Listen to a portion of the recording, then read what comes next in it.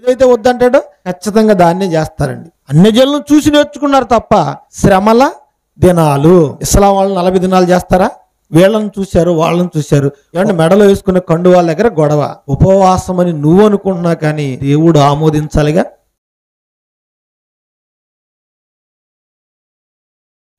ఒకసారి అందరం నిలబడి ప్రార్థన చేసుకుందాం.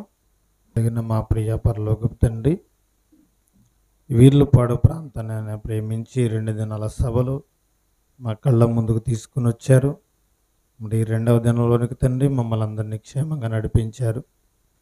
ఈ దినం కూడా తండ్రి మీ గ్రంథం నుంచి నాయన విలువైన సంగతులు మేము ఆలోచన చేస్తూ ఉండగా మా మనోనేత్రం వెలిగించండి.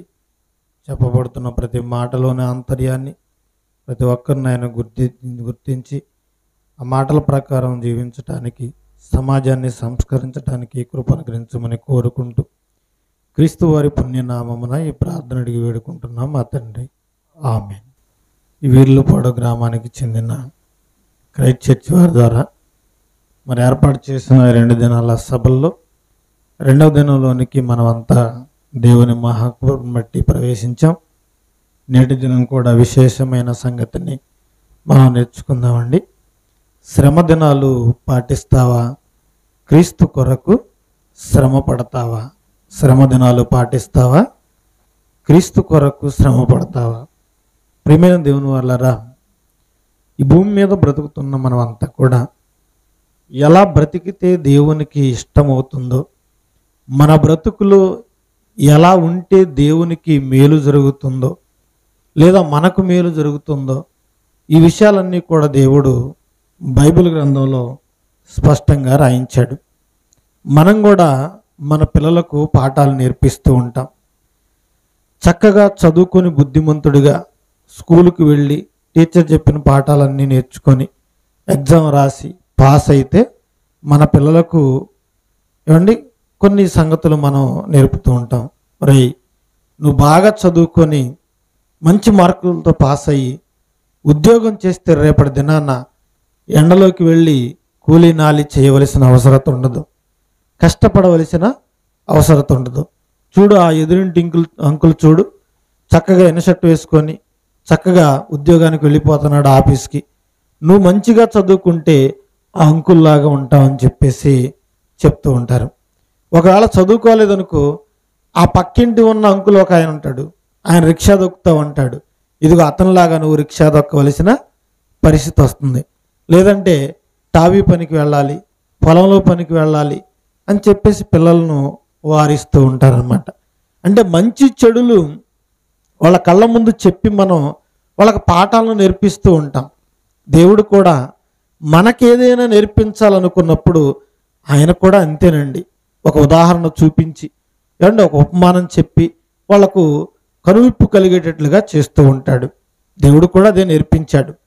ఇశ్రాయేలీయులు ఏమంటే కనాను దేశాన్ని విడిచిపెట్టి యాకోబు తన 70 మంది సంతానాన్ని వెంట పెట్టుకొని వెళ్ళిన అనంతరం అక్కడ నుంచి రాలేక అక్కడే వాళ్ళ సంతానం ప్రబలం అయిపోయింది. ఏమండి ఆనాటి ఐగుప్తులే భయపడవలసిన పరిస్థితి వచ్చిందండి. ఒకవేళ ఏదైనా సమస్య వస్తే వాళ్ళకే మనకు యుద్ధం జరిగితే మనల్ని వాళ్ళు జయించేటట్లుగా ఉన్నారు. అందుకే వాళ్ళల్లో పుట్టిన ప్రతి మగపిల్లవాడిని కూడా ఏం చేయాలి? చంపేద్దాం అనుకున్నారండి. అంటే వీళ్ళు వెళ్ళిన 70 మంది సంతానం అప్పటికే అక్కడ ఉన్న యోసేపు కుటుంబం అండి. వీళ్ళంతా కలిసి 430 సంవత్సరాల్లో అండి లక్షల మంది అయిపోయారండి. ఎంతమంది అయిపోయారు? 6 లక్షల కాలుబలం అయిపోయారు. అంతకంటే ఎక్కువగానే ఉన్నారండి. కాలుబలం లెక్కిస్తేనే 6 లక్షలండి. అంటే కాలుబలం అని ఎన్ని సంవత్సరాలు మొదలుకొని ఎన్ని సంవత్సరాల వాళ్ళకి లెక్కించారంటే 20 సంవత్సరాలు మొదలుకొని కత్తి పట్టుకొని యుద్ధం చేయగలిగిన సామర్థ్యం ఉన్న వాళ్ళను 20 సంవత్సరాలు మొదలుకొని 60 సంవత్సరాల లోపు ఉన్న వాళ్ళని కాలుబలం కింద లెక్కించారండి. వాళ్ళు ఎంతమంది ఉన్నారు? 6 లక్షలు ఉన్నారు. మరి 20 సంవత్సరాల లోపు ఉన్న పిల్లలు, 60 సంవత్సరాలు దాటిన వృద్ధులు, వాళ్ళ పశువులు ఎంతనే చెప్పండి? చాలామంది ఉన్నారండి, చాలామంది ఉన్నారు. ఇంతమంది సంతానం అయిపోయారు కదా, వీళ్ళకే మనకి ఏదైనా సమస్య వస్తే వీళ్ళు మనల్ని జయించి మన దేశాన్ని ఆక్రమించుకుంటారని ఆనాటి ఐగుప్తీయులు భయపడిపోయారండి, భయపడిపోయారు. మొత్తానికి ఐగుప్తు బానిసత్వం నుంచి దేవుడు వాళ్ళని విడిపించి వాళ్ళ కళ్ళ ముందే ఎన్నో ఆశ్చర్యక్రియలు జరిగించాడండి. ఎలాంటి ఆశ్చర్యక్రియలు అంటే, సముద్రం ఎక్కడైనా పాయలవటం చరిత్రలో ఉందా? లేదండి.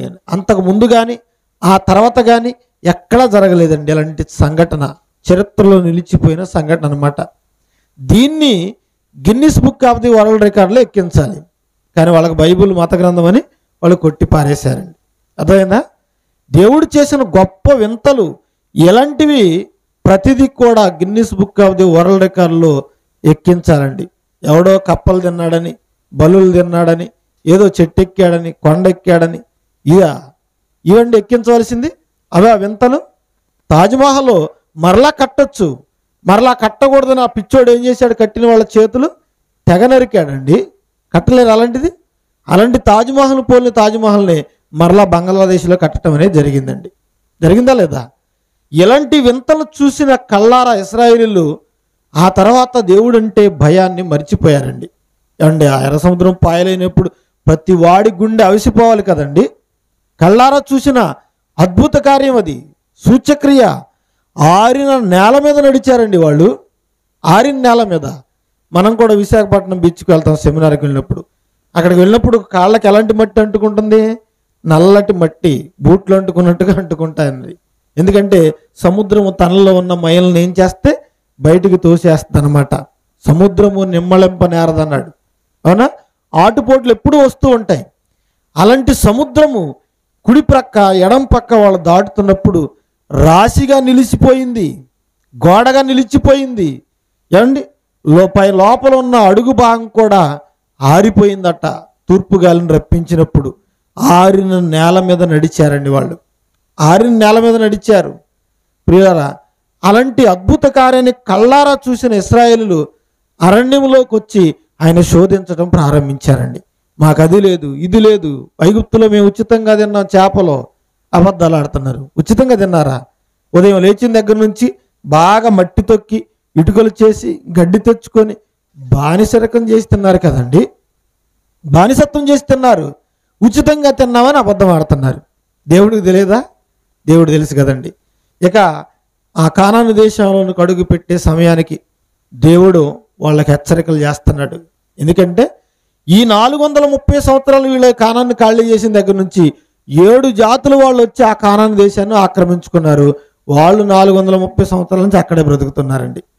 ఇప్పుడు వీళ్ళకి దేశాన్ని వాగ్దత్త దేశంకి ఇచ్చాడు అబ్రహాం గారికి. మరి ఆ వాగ్దత్త దేశంలో వీళ్ళు ఉండాలా, వాళ్ళు ఉండాలా? వీళ్ళే ఉండాలి కదండి. మీరు ఇంటిని ఖాళీ చేసి కొన్ని రోజులు వేరే ప్రాంతానికి వెళ్ళిపోతారు. వేరే ఎవడన్నా వచ్చి ఆక్రమించుకున్నారు అనుకోండి, దాని మీద పత్రాలన్నీ మీ పేరు మీద ఉంటాయిగా. ఏమండి, మీదేగా ఇల్లు. అప్పుడు వాళ్ళని బయటికి పంపిస్తారా, పంపించరా? ఇది న్యాయమా కాదా? తెలియక పిచ్చివాళ్ళు అన్నారు. అన్ని సంవత్సరాలు ఉంటే వాళ్ళని బయటికి పంపించేశాడు వాళ్ళ దేవుడు అని చెప్పేసి మాట్లాడుతున్నారండి. నీ ఆస్తి మీద ఎవడన్నా వచ్చి కేసు వేస్తే అప్పుడు నీకు అర్థమవుతుంది. ఆ దేశాన్ని దేవుడు ఎవరికి ఇచ్చాడు? అబ్రహాం గారికి ఇచ్చాడండి. అబ్రహాం గారికి ఇచ్చాడు.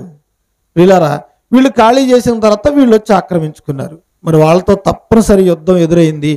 వాళ్ళని యుద్ధం చేసి ఆ ప్రాంతం నుంచి తోలివేశారండి.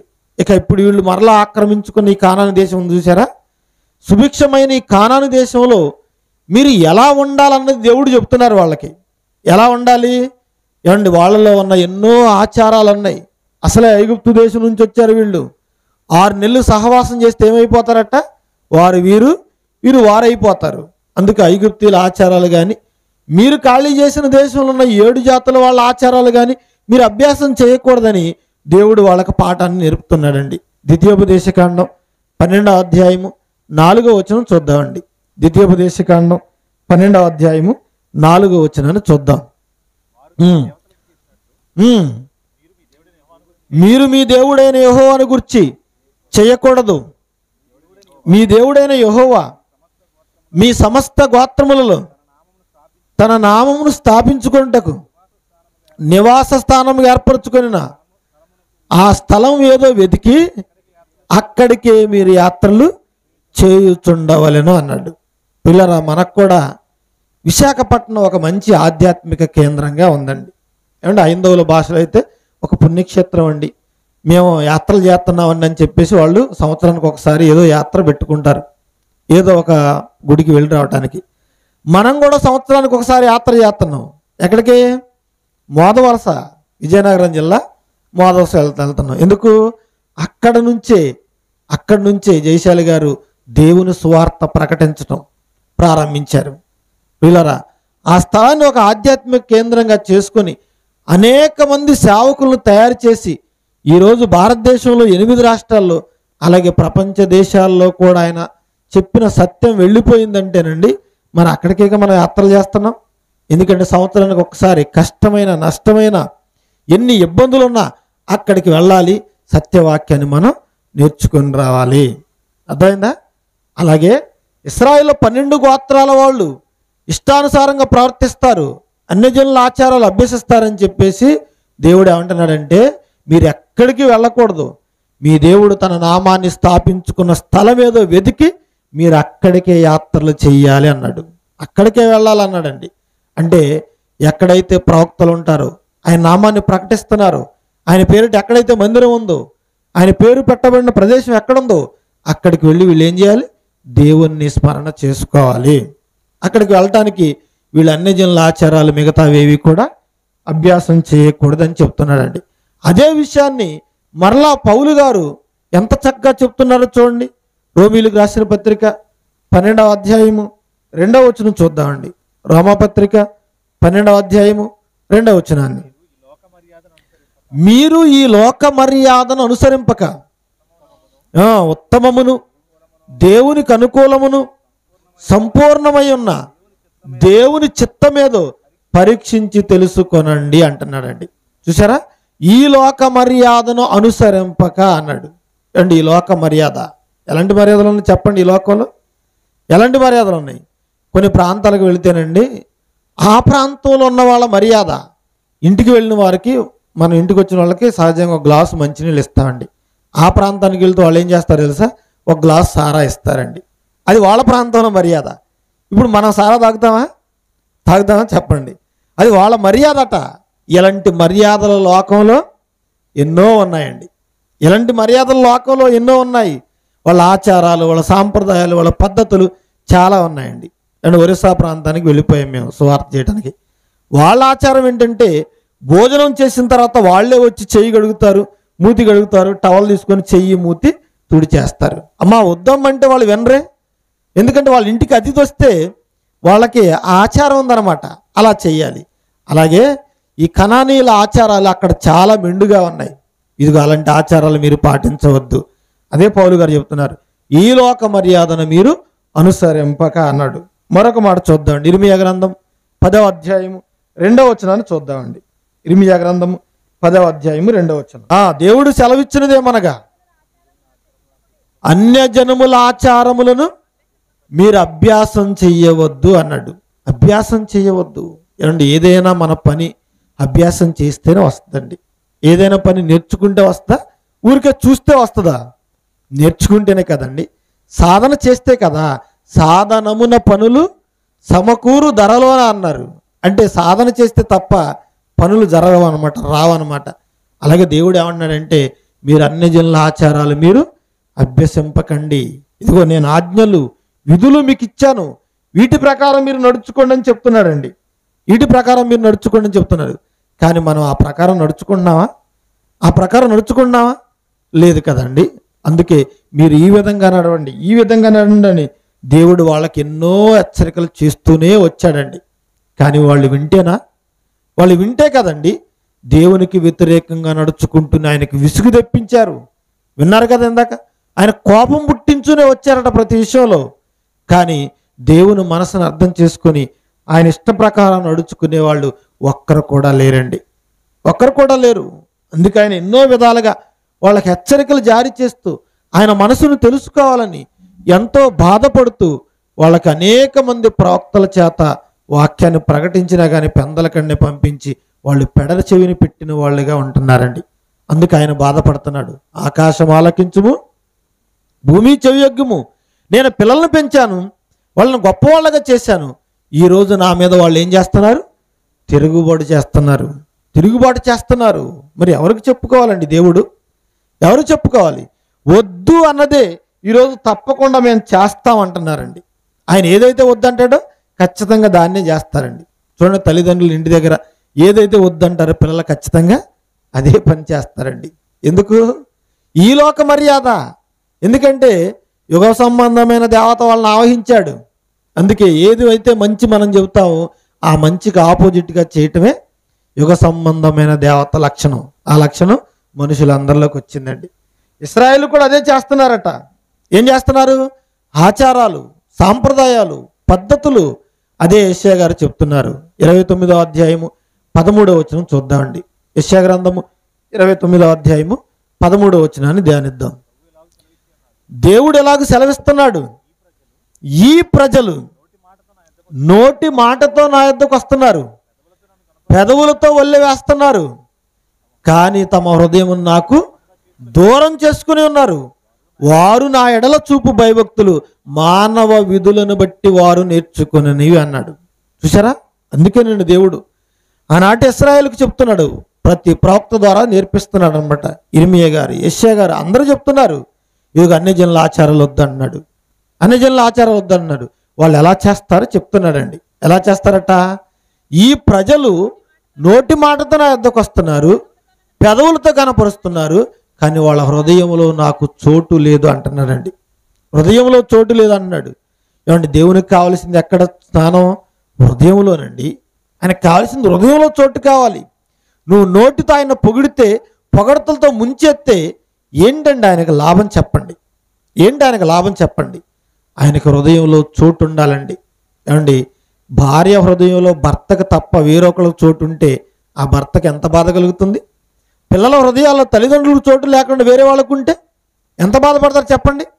ఏమంటే, కష్టపడి పనిచేసేది వాళ్ళు, పెంచేది వాళ్ళు, పోషించేది వాళ్ళు, సంరక్షించేది వాళ్ళు, వాళ్ళ కష్టాన్ని అనుభవిస్తూ వేరే వాళ్ళ గుండెల్లో పెట్టుకుంటేనండి ఏమంటే అసలు యజమానికి కోపం రాదా? ఈ సృష్టి అంతటిని తేరగా అనుభవిస్తున్న మనం ఆ దేవుడిని హృదయంలో పెట్టుకోకపోతే ఆ దేవుడికి కాక మరెవరికి బాధ చెప్పండి? మరెవరికి బాధ?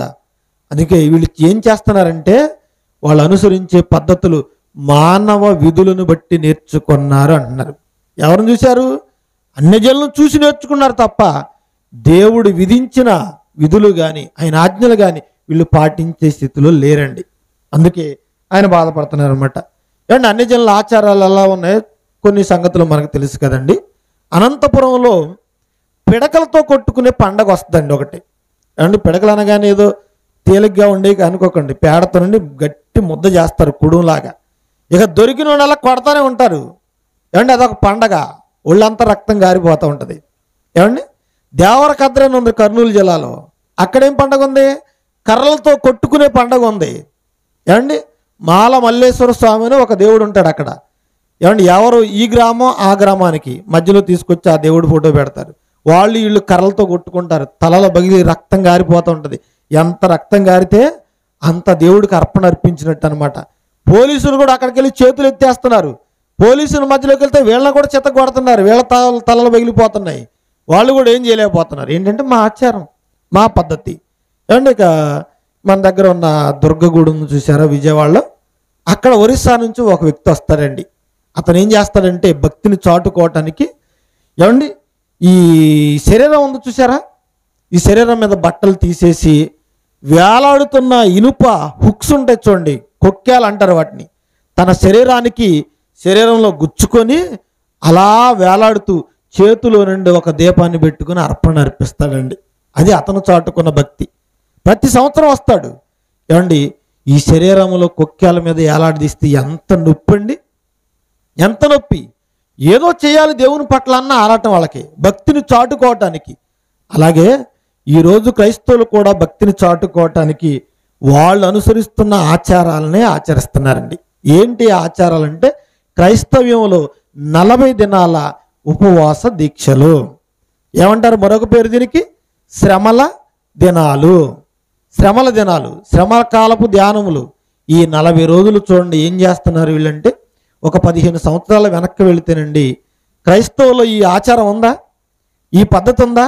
బట్టలు మార్చుకోవటం, చెప్పులు తీసేయటం, మాంసం తినటం మానేయటం, సంసారానికి దూరంగా ఉండటం, ఇవి ఏమైనా ఉన్నాయా?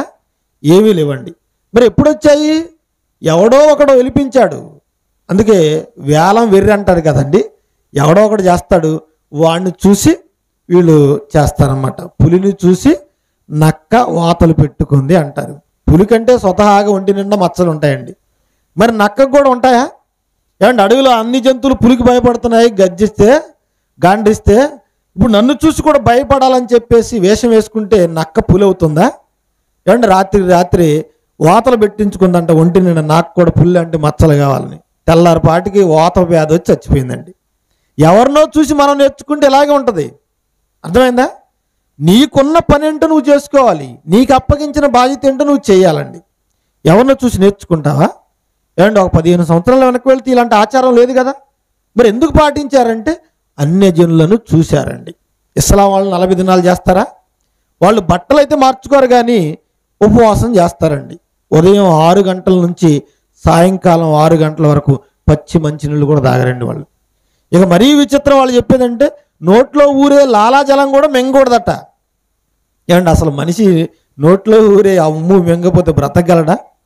ఇక వీళ్ళేం చేస్తున్నారు, అన్ని జనులు హైందవులు, వీళ్ళు 40 దినాలు చేసుకొని వాళ్ళు కూడా బట్టలు మార్చుకున్నారు. వీళ్ళని చూశారు, వాళ్ళని చూశారు, వాళ్ళు చేస్తున్నారు, వీళ్ళు చేస్తున్నారు. ఇప్పుడు మనం చేయకపోతే ఎలా అని చెప్పేసి వాళ్ళని చూసి వీళ్ళు ప్రారంభించారండి. వీళ్ళు ప్రారంభించారు. పోనీ చేస్తున్నా బాగానే ఉంది అంటే కాళ్ళకు చెప్పులు తీసుకొని ఏ తిండైనా ఎండలో నడమని చెప్తాడా? చెప్పులు ఎందుకండి కంపెనీలు తయారు చేసేది? నీ పాదాలకు రక్షణ కోసం, అంతే కదండి. ఎన్ని రకాల చెప్పులు ఉన్నాయి మార్కెట్లో, బూట్లు ఉన్నాయి, చెప్పులు ఉన్నాయి, శాండిల్స్ ఉన్నాయి, హై హీల్స్ ఉన్నాయి, ఎన్ని రకాలు ఉన్నాయి చెప్పండి. వేసుకోవచ్చు కదా, ఏమండి? పాదరక్షలు, వాటి పేరే పాదరక్షలు, పాదాలకు రక్షణ అనమాట అవి. ఏమండి? రాళ్ళు ముళ్ళు గుచ్చుకోకుండా. అర్థమైందా? అవి ఎందుకు తీసేయటం? బట్టలు మార్చుకున్నారు, తెల్లటి బట్టలండి.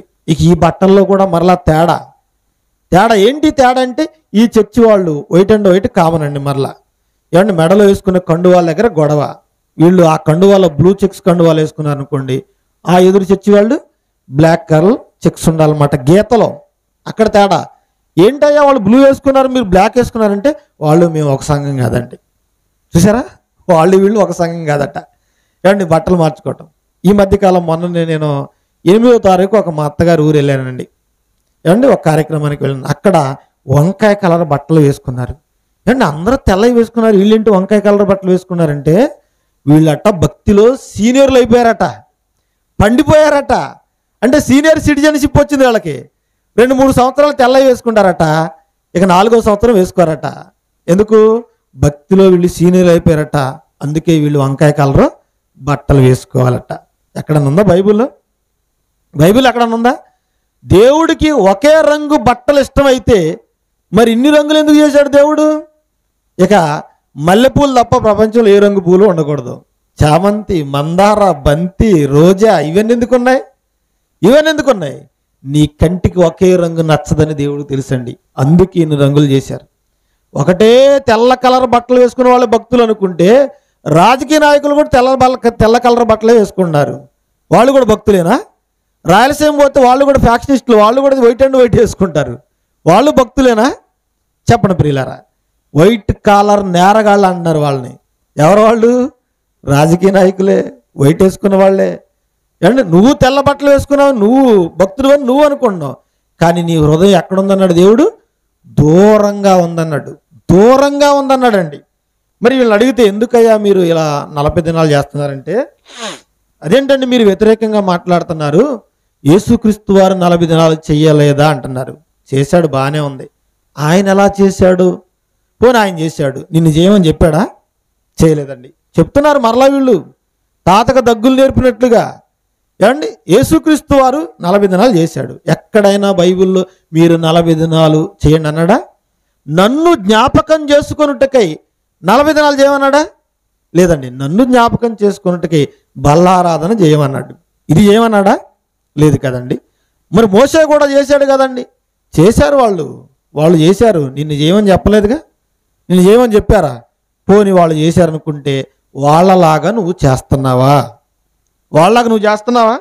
వాళ్ళు ఎలా చేశారు?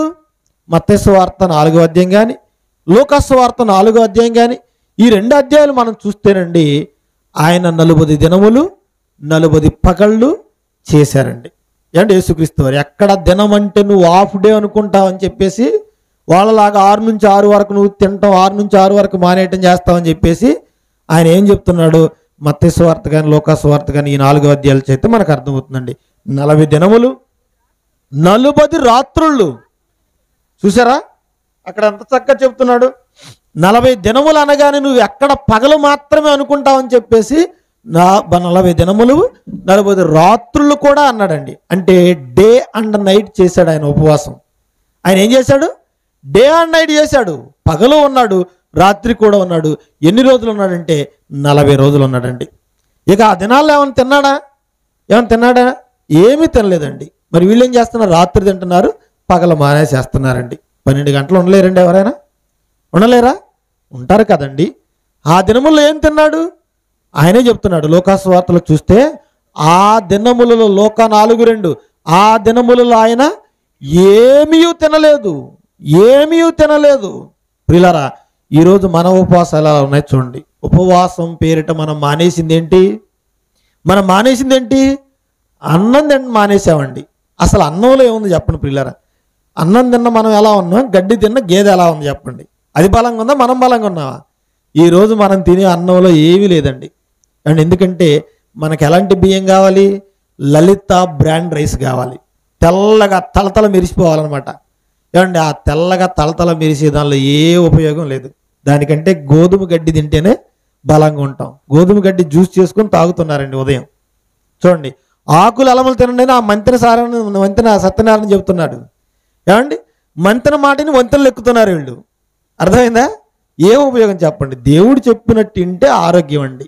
ఆయన తన వాక్కును పంపి వారిని బాగు చేశానన్నాడు. దేవుని మాటలో స్వస్థం తప్ప వీళ్ళు చెప్పిన దానిలో కాదండి. అర్థమైందా? వీళ్ళు చెప్పిన దానిలో కాదు. మనం తినే అన్నంలో ఏమీ లేదండి. చక్కగా పాలిష్ పడుతున్నారు, తలతల మెరిసిపోతున్నాయండి. ఆ పైనున్న మనకు ఉపయోగపడే మూలకాలన్నీ కూడా కొట్టుకుపోతున్నాయండి. ఆ బియ్యం మీద అండి ఎర్రటి చారలు ఉంటాయి చూసారా? థైమిన్ అది. ఆ థైమిన్ లోపించటం వల్ల ఈరోజు ఏమండి మగవాళ్ళకి కానీ ఆడవాళ్ళకి కానీ గొంతు వాపు వ్యాధి వస్తుందండి.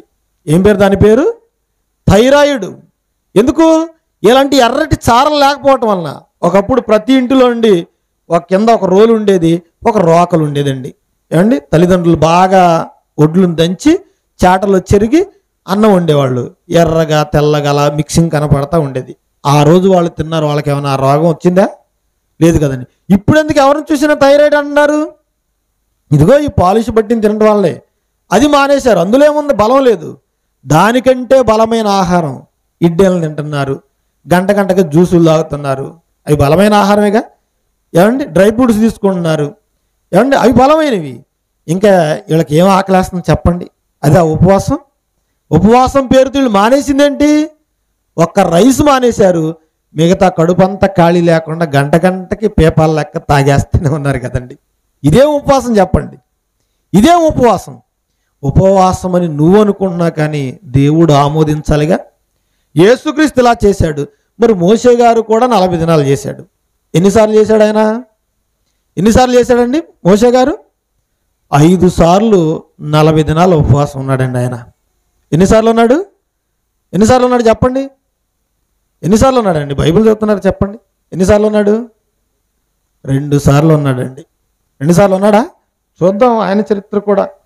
ద్వితీయోపదేశకాండం 9వ అధ్యాయము 18వ వచనం చూద్దామండి. ద్వితీయోపదేశకాండం 9వ అధ్యాయము 18వ వచనం. మీరు యెహోవా దృష్టికి ఆ చెడు నడత నడిచి చేసిన మీ సమస్త పాపం వలన దేవునికి కోపం పుట్టింపగా చూచి మునుపటి వలె అన్నపానములు మాని 40 పగళ్ళు 40 రాత్రులు నేను యెహోవా సన్నిధిని సాగిలపడి తిని అన్నాడు. మోషే గారు కూడా 2 సార్లు చేశాడండి 40 దినాల ఉపవాసం. మొదటిసారి చేశాడట, రెండవసారి గురించి చెప్తున్నాడండి. మునుపటి వలెనే అంటున్నాడు. అంటే అంతకుముందు ఉన్నాడా? అదే అధ్యాయం 9వ వచనం చూడండి. అదే అధ్యాయం 9వ వచనం. రేపు ఎవరైనా అడిగితే చెప్పాలి కదండి మీరు. ఆ రాతి పలకలు అనగా యెహోవా మీతో చేసిన నిబంధన సంబంధమైన పలకలను తీసుకొని చుట్టకు నేను కొండ ఎక్కినప్పుడు అన్నపానములు మాని ఆ కొండ మీద 40 పగళ్ళు 40 రాత్రులు ఉన్నాను అంటున్నాడు. దేవుని వ్రేలితో రాయబడిన రాతి పలకలు, 2 రాతి పలకలు 10 ఆజ్ఞలు రాయించుకోవటానికి కొండెక్కాడండి ఆయన. అప్పుడు ఎన్ని రోజులు ఉన్నాడట ఉపవాసం? 40 పగళ్ళు 40 రాత్రులు. ఏమైనా తిన్నాడా? ఏమీ తినలా. ఇక ఆ పలకలు తీసుకొని కిందకు వస్తుంటేనండి ఓ సందడి కనపడుతుంది అక్కడ, కోలాహలం, పండగ. యెహోషువ కూడా మధ్యలో ఆగిపోయాడు. వచ్చాడు యెహోషువ. ఏంటయ్యా ఆ పండగ అంటే, అది యుద్ధంలో జయం పొందితే వచ్చిన సంతోషం అన్నాడు. మోషే గారికి అర్థమైంది అది యుద్ధంలో వచ్చింది కాదు, వీళ్ళు ఏదో పండగ చేసుకుంటున్నారు. వీళ్ళు చూడగానే దేవుని స్థానంలో ఏముంది? పోత పోసిన దూడ ఉందండి. కోపంతో 2 రాతి పలకలు ఏం చేశాడు? బద్దలు కొట్టేశాడండి. ఇదిగో రెండోసారి వెళ్ళాడు, దాని గురించి చెప్తున్నాడండి. మునుపటి వలనే నేనేం చేశాను? మునుపటి వలనే అన్నపానములు మాని, అంటే ఒకసారి 40 రోజులు చేశాడు, రెండోసారి 40 రోజులు చేశాడు. మరలా అదే అధ్యాయంలో 10వ వచనం చూడండి. క్షమించండి, 10వ అధ్యాయంలో 10వ వచనం, 10వ అధ్యాయం 10వ వచనం ఏమన్నాడు చూడండి. నేను మునుపటి వలనే 40 పగళ్ళును 40 రాత్రులను కొండ మీద ఉండగా, అంటే మొత్తానికి మోషే గారు ఎన్నిసార్లు ఉన్నాడు? 2 సార్లు ఉన్నాడండి. 2 సార్లు ఉన్నాడు. యేసుక్రీస్తు ఉన్నాడు, మోషే ఉన్నాడని చెప్తున్నావే, మరి వాళ్ళలాగా నువ్వు ఉంటున్నావా? అన్నపానములు మానేశానని చెప్తున్నాడా? ఆ దినముల్లో ఆయన ఏమీ తినలేదని చెప్తున్నాడా? మరి నువ్వు తిని చేస్తున్నావా, తినకుండా చేస్తున్నావా? అయినా ఏ తండ్రి అనేనండి పిల్లలకు స్వీట్లు కొనుక్కొచ్చి వస్తా డ్యూటీ నుంచి చక్కగా తినండ్రా అంటే వాళ్ళు తింటే తండ్రికి హ్యాపీ, వాళ్ళు తింటే తండ్రి తిన్నట్టు హ్యాపీకి ఫీల్ అవుతాడు. ఏమంటే అంత కష్టపడి స్వీట్లు తీసుకొచ్చి పెడితే ఈరోజు మేము ఉపవాసం ఎందుకు తెచ్చామంటే ఆ తండ్రి అంత బాధపడతాడండి. మీరెందుకు రా ఉపవాసం చేయటం? కష్టపడేవాడిని నేనుండగా 6 దినాల సృష్టి దేవుడు ఎందుకు ఇచ్చాడండి? మనం ఆరగించడానికే కదా, మనం తినాలనే కదా. నువ్వెందుకు కడుపు మార్చుకుని భక్తి అని అంటున్నావు? అంటే మనం ఎందుకండి కడుపు మార్చుకుని భక్తి అనటం? తండ్రి పోషించేవాడు ఉండగా అంటే భోజనం మానేసి భక్తి చేయమన్నాడా నిన్ను? దేవుడు ఎక్కడని చెప్పాడా? లేదు కదండి. పోయి 40 దినాలు మానేశారండి. ఏం చేస్తున్నారంటే ఆచారాలు పాటిస్తున్నారు, మరలా ఎవరి పని వాళ్ళే చేసుకువెళ్తున్నారండి. మరి దేవుడి కోసం ఆ 40 దినాల్లో బైబిల్ పూర్తిగా చదివే కార్యక్రమం ఏమైనా ఉందా? ఏమండి దేవుని గురించి నేర్చుకునే అవకాశం ఏమైనా ఉందా? ఏమీ లేదు కదండి. అవకాశం ఉన్నా దేవుడు వద్దని మరలా నీ వ్యాపారానికి వెళ్ళిపోతున్నావు, నీ పనులకు వెళ్ళిపోతున్నావు, నీ ఉద్యోగానికి వెళ్ళిపోతున్నావు. ఇంకా నువ్వు దేవునికి చేసింది ఏంటి చెప్పండి ప్రియులారా? దేవునికి ఏం ఎక్కువ చేశావు? అదేనా దేవునికి ఇష్టమైన ఉపవాసం? అదేనా? అసలు ఉపవాసం చేసేవాడు ఎవరికి చెప్పకూడదని మత్తయి సువార్త 6:16 నుంచి రాయబడింది కదండి. అలాగే యెషయా గ్రంథంలో కూడా రాయబడింది. ఏమండి ఇవి తెలియక వీళ్ళు ఉపవాసం అని మనుషుల ఆచారాలు పాటిస్తున్నారండి. మనుషుల ఆచారాలు పాటిస్తున్నారు. మనం చేయవలసిన ఉపవాసాలు ఏమంటే యేసుక్రీస్తు కొరకు ఈ 40 దినాలు ఏడుస్తున్నట్లుగా వీళ్ళు ఏమంటే ప్రార్థనలు చేస్తున్నారండి. ఎందుకు ఏడవటం చెప్పండి? ఎందుకండి ఏడవలసిన అవసరత ఏముంది ఆయన కొరకు? ఏమండి భర్త చనిపోతే భార్య 1, 2, 3 ఆ 3 సంవత్సరాలు ఏడుస్తుందండి. తొలి సంవత్సరంలో కూడా ఒక 10 రోజులు ఏడుస్తుందేమో ఆ పెద్ద కర్మ అయ్యేంత వరకు. తర్వాత మర్చిపోతుంది, దిగమింగుకుంటుంది. ఆ బాధ ఉండొచ్చు. మరలా వచ్చే సంవత్సరం జ్ఞాపకం చేసుకోవడానికి జ్ఞాపకార్థం దినాన ఆ రోజు కాస్త ఏడుస్తారు.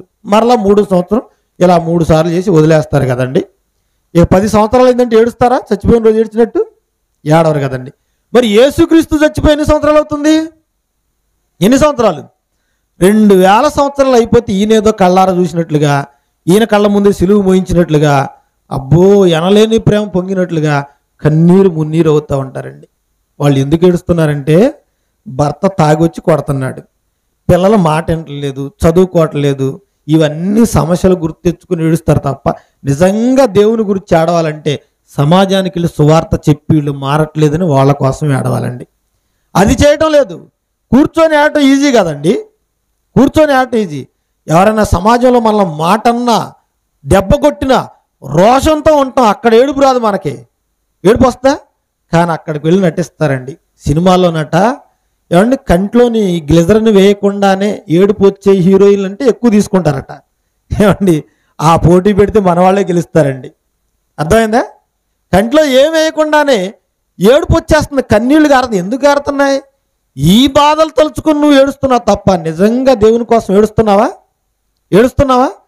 యెషయా గ్రంథం 6వ అధ్యాయంలో ఆయన బాధపడుతున్నాడు. ఎవరు వెళ్తారు నా కోసం, నేను ఎవరిని పంపాలని ఆయన బాధపడుతున్నారు.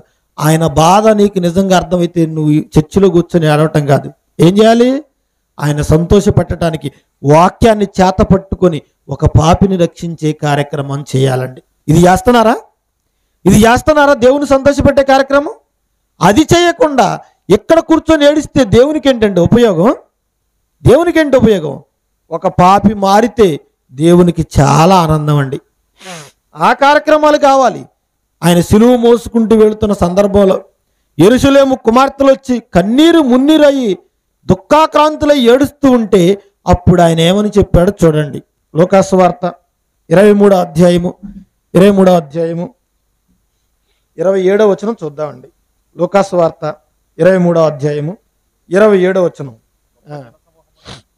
గొప్ప జనసమూహమును ఆయన గూర్చి రొమ్ము కొట్టుకొనుచు దుఃఖించుచున్న చాలా మంది స్త్రీలను ఆయన చూచి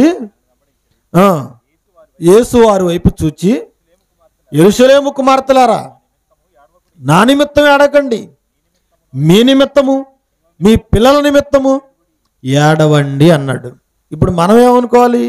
వీరులు పాడు కుమార్తెలారా, నా కోసం వీరత్వం చూపకండి, మీకోసం మీ పిల్లల కోసం ఏడవండి అని మనం అనాలి. అర్థమైందా పిల్లరా? ఆయన ఏడవద్దంటే వీళ్ళు ఏం చేస్తున్నారు? మేము ఏడుస్తాం అంతే, మీ దిక్కున్న చోట చెప్పుకోండి అంటారు. దేవుడు ఏదైతే వద్దంటాడో అదే చేస్తారు. పండు తినవద్దు అన్నాడు, మేము తినే తీరతామని తిన్నారా లేదా? ఏడవద్దు అన్నాడు, మేము ఏడ్చే తీరతాం.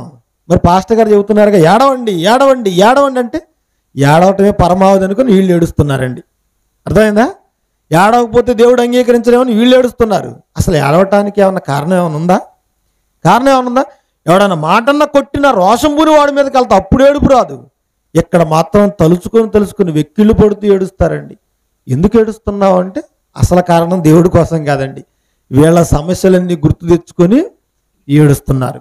నిజంగా దేవుని కొరకు బాధపడితే సమాజానికి వెళ్ళి ఒక పాపి మారటం లేదని బాధపడాలి. వాళ్ళకు వాక్యం చెప్పి మార్చాలండి, వాక్యం చెప్పి మార్చాలి. 2000 సంవత్సరాలను ఏడవటమేనా? ఆయన జీవితం మొత్తం అండి 40 దినాల్లో సెట్ చేశారండి. యేసుక్రీస్తు బాప్తిసం తీసుకున్న తర్వాత ఆయన లైఫ్ స్టైల్ అంతా 40 దినాల్లో ఫిక్స్ చేశారు వీళ్ళు. అండ్ ఒకప్పుడు బాగా ఫేమస్ అయిన ఒక క్యాలెండర్ ఉండేదండి. ఏ ఇంటిలో చూసినా అదే ఫోటో ఉండేది. ఏం ఫోటో చెప్పగలరా ఎవరైనా? ఏ ఫోటో చెప్పగలరా? ఏమండి ఏ ఫోటో అంటే రౌండ్గా కోడిగుడ్లు ఉన్నట్టుగా ఒక ఫోటో ఉండేదండి. అందులో యేసుక్రీస్తు వాళ్ళు ఇలా 2 వేళ్ళు చూపించేవాడు చంద్రబాబు నాయుడు లాగా. ఏమండి ఏం ఫోటో అది? ఏం ఫోటో? ఆయన మరియమ్మ దగ్గరకు వచ్చి దేవదూత మాట్లాడడం, ఆ తర్వాత ఏమి గర్భవతి అయ్యి బాలుణ్ణి కన్నప్పుడు ఆ పశువుల తొట్లో పరుండు పెట్టినట్లుగా, ఆ తర్వాత రంపం తీసుకొని చెక్కలు కోస్తున్నట్లుగా, ఆ తర్వాత 30 సంవత్సరాలకు బాప్తీసం తీసుకున్నట్లుగా, ఆ తర్వాత అపవాదిని ఎదిరించినట్లుగా, ఏమంటే రొట్టెలు పంచి పెట్టినట్లుగా, చేపలు పంచి పెట్టినట్లుగా, ఇలా ఆయన జీవితం మొత్తం మరలా చివరి కోడిగుడ్లు ఏం చేశారు? సిలువ వేసినట్లుగా. గుర్తుంది ఈ ఫోటో? గుర్తుందా? ప్రతి ఇంటిలో ఉండేదండి ఒకప్పుడు ఆ ఫోటో. ఉందా? ఇప్పుడంటే ఆ ఫోటో మరి ఎక్కడో రేర్ అనమాట. అర్థమైందా? అంటే ఆయన జీవితం మొత్తం ఎన్ని రోజులు సెట్ చేశారు? 40 దినాలు సెట్ చేశారు. మొన్న మా ఊరు ఒక పాస్టర్ గారు వచ్చారండి. ఏమండి మరి వీధి కూటాలు పెడతారుగా. ఆయన రిటైర్మెంట్ అయిన గవర్నమెంట్ టీచరు.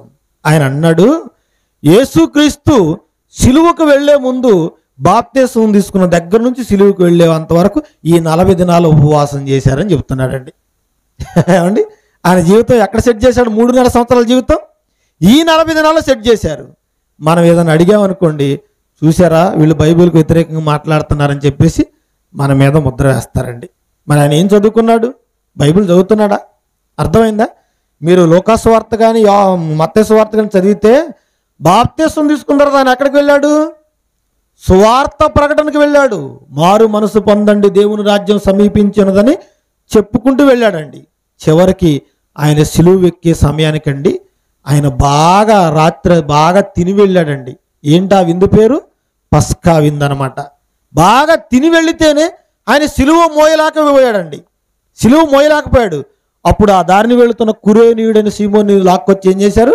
వాడి భుజాన్ని పెట్టారండి. ఆ రోజు తిని వెళ్ళాడా, తినకుండా వెళ్ళాడా? 40 రోజులు ఉపవాసం చేసి వెళ్ళినాడు. సిలువని మోస్తాడా? మోయలేడు కదండి. వాడిని తీసుకొచ్చి వాడు మోయలేకపోయాడు. ఏదో తాత్కాలికంగా మోయించారు, మరలా ఈయన భుజం మీద పెట్టారు, కొరడాలతో కొట్టుకుంటూ ముళ్ళ కిరీటం పెట్టుకుంటూ వెళ్ళిపోయారండి. అర్థమైందా? అంటే 40 దినాలు ఉపవాసం ఉండి ఎవరైనా సిలువ మోయగలరా? లేదు కదండి. ఈరోజు ఈస్టర్ పండగ రాగానే సిలువ మోస్తున్నట్టు బిల్డప్ అండి. ఎలా మోస్తున్నారు? మరలా వీళ్ళు రోడ్ల మీద కూడా తిరగరండి, ఎందుకంటే అప్డేట్ అయిపోయారు కదా వీళ్ళు.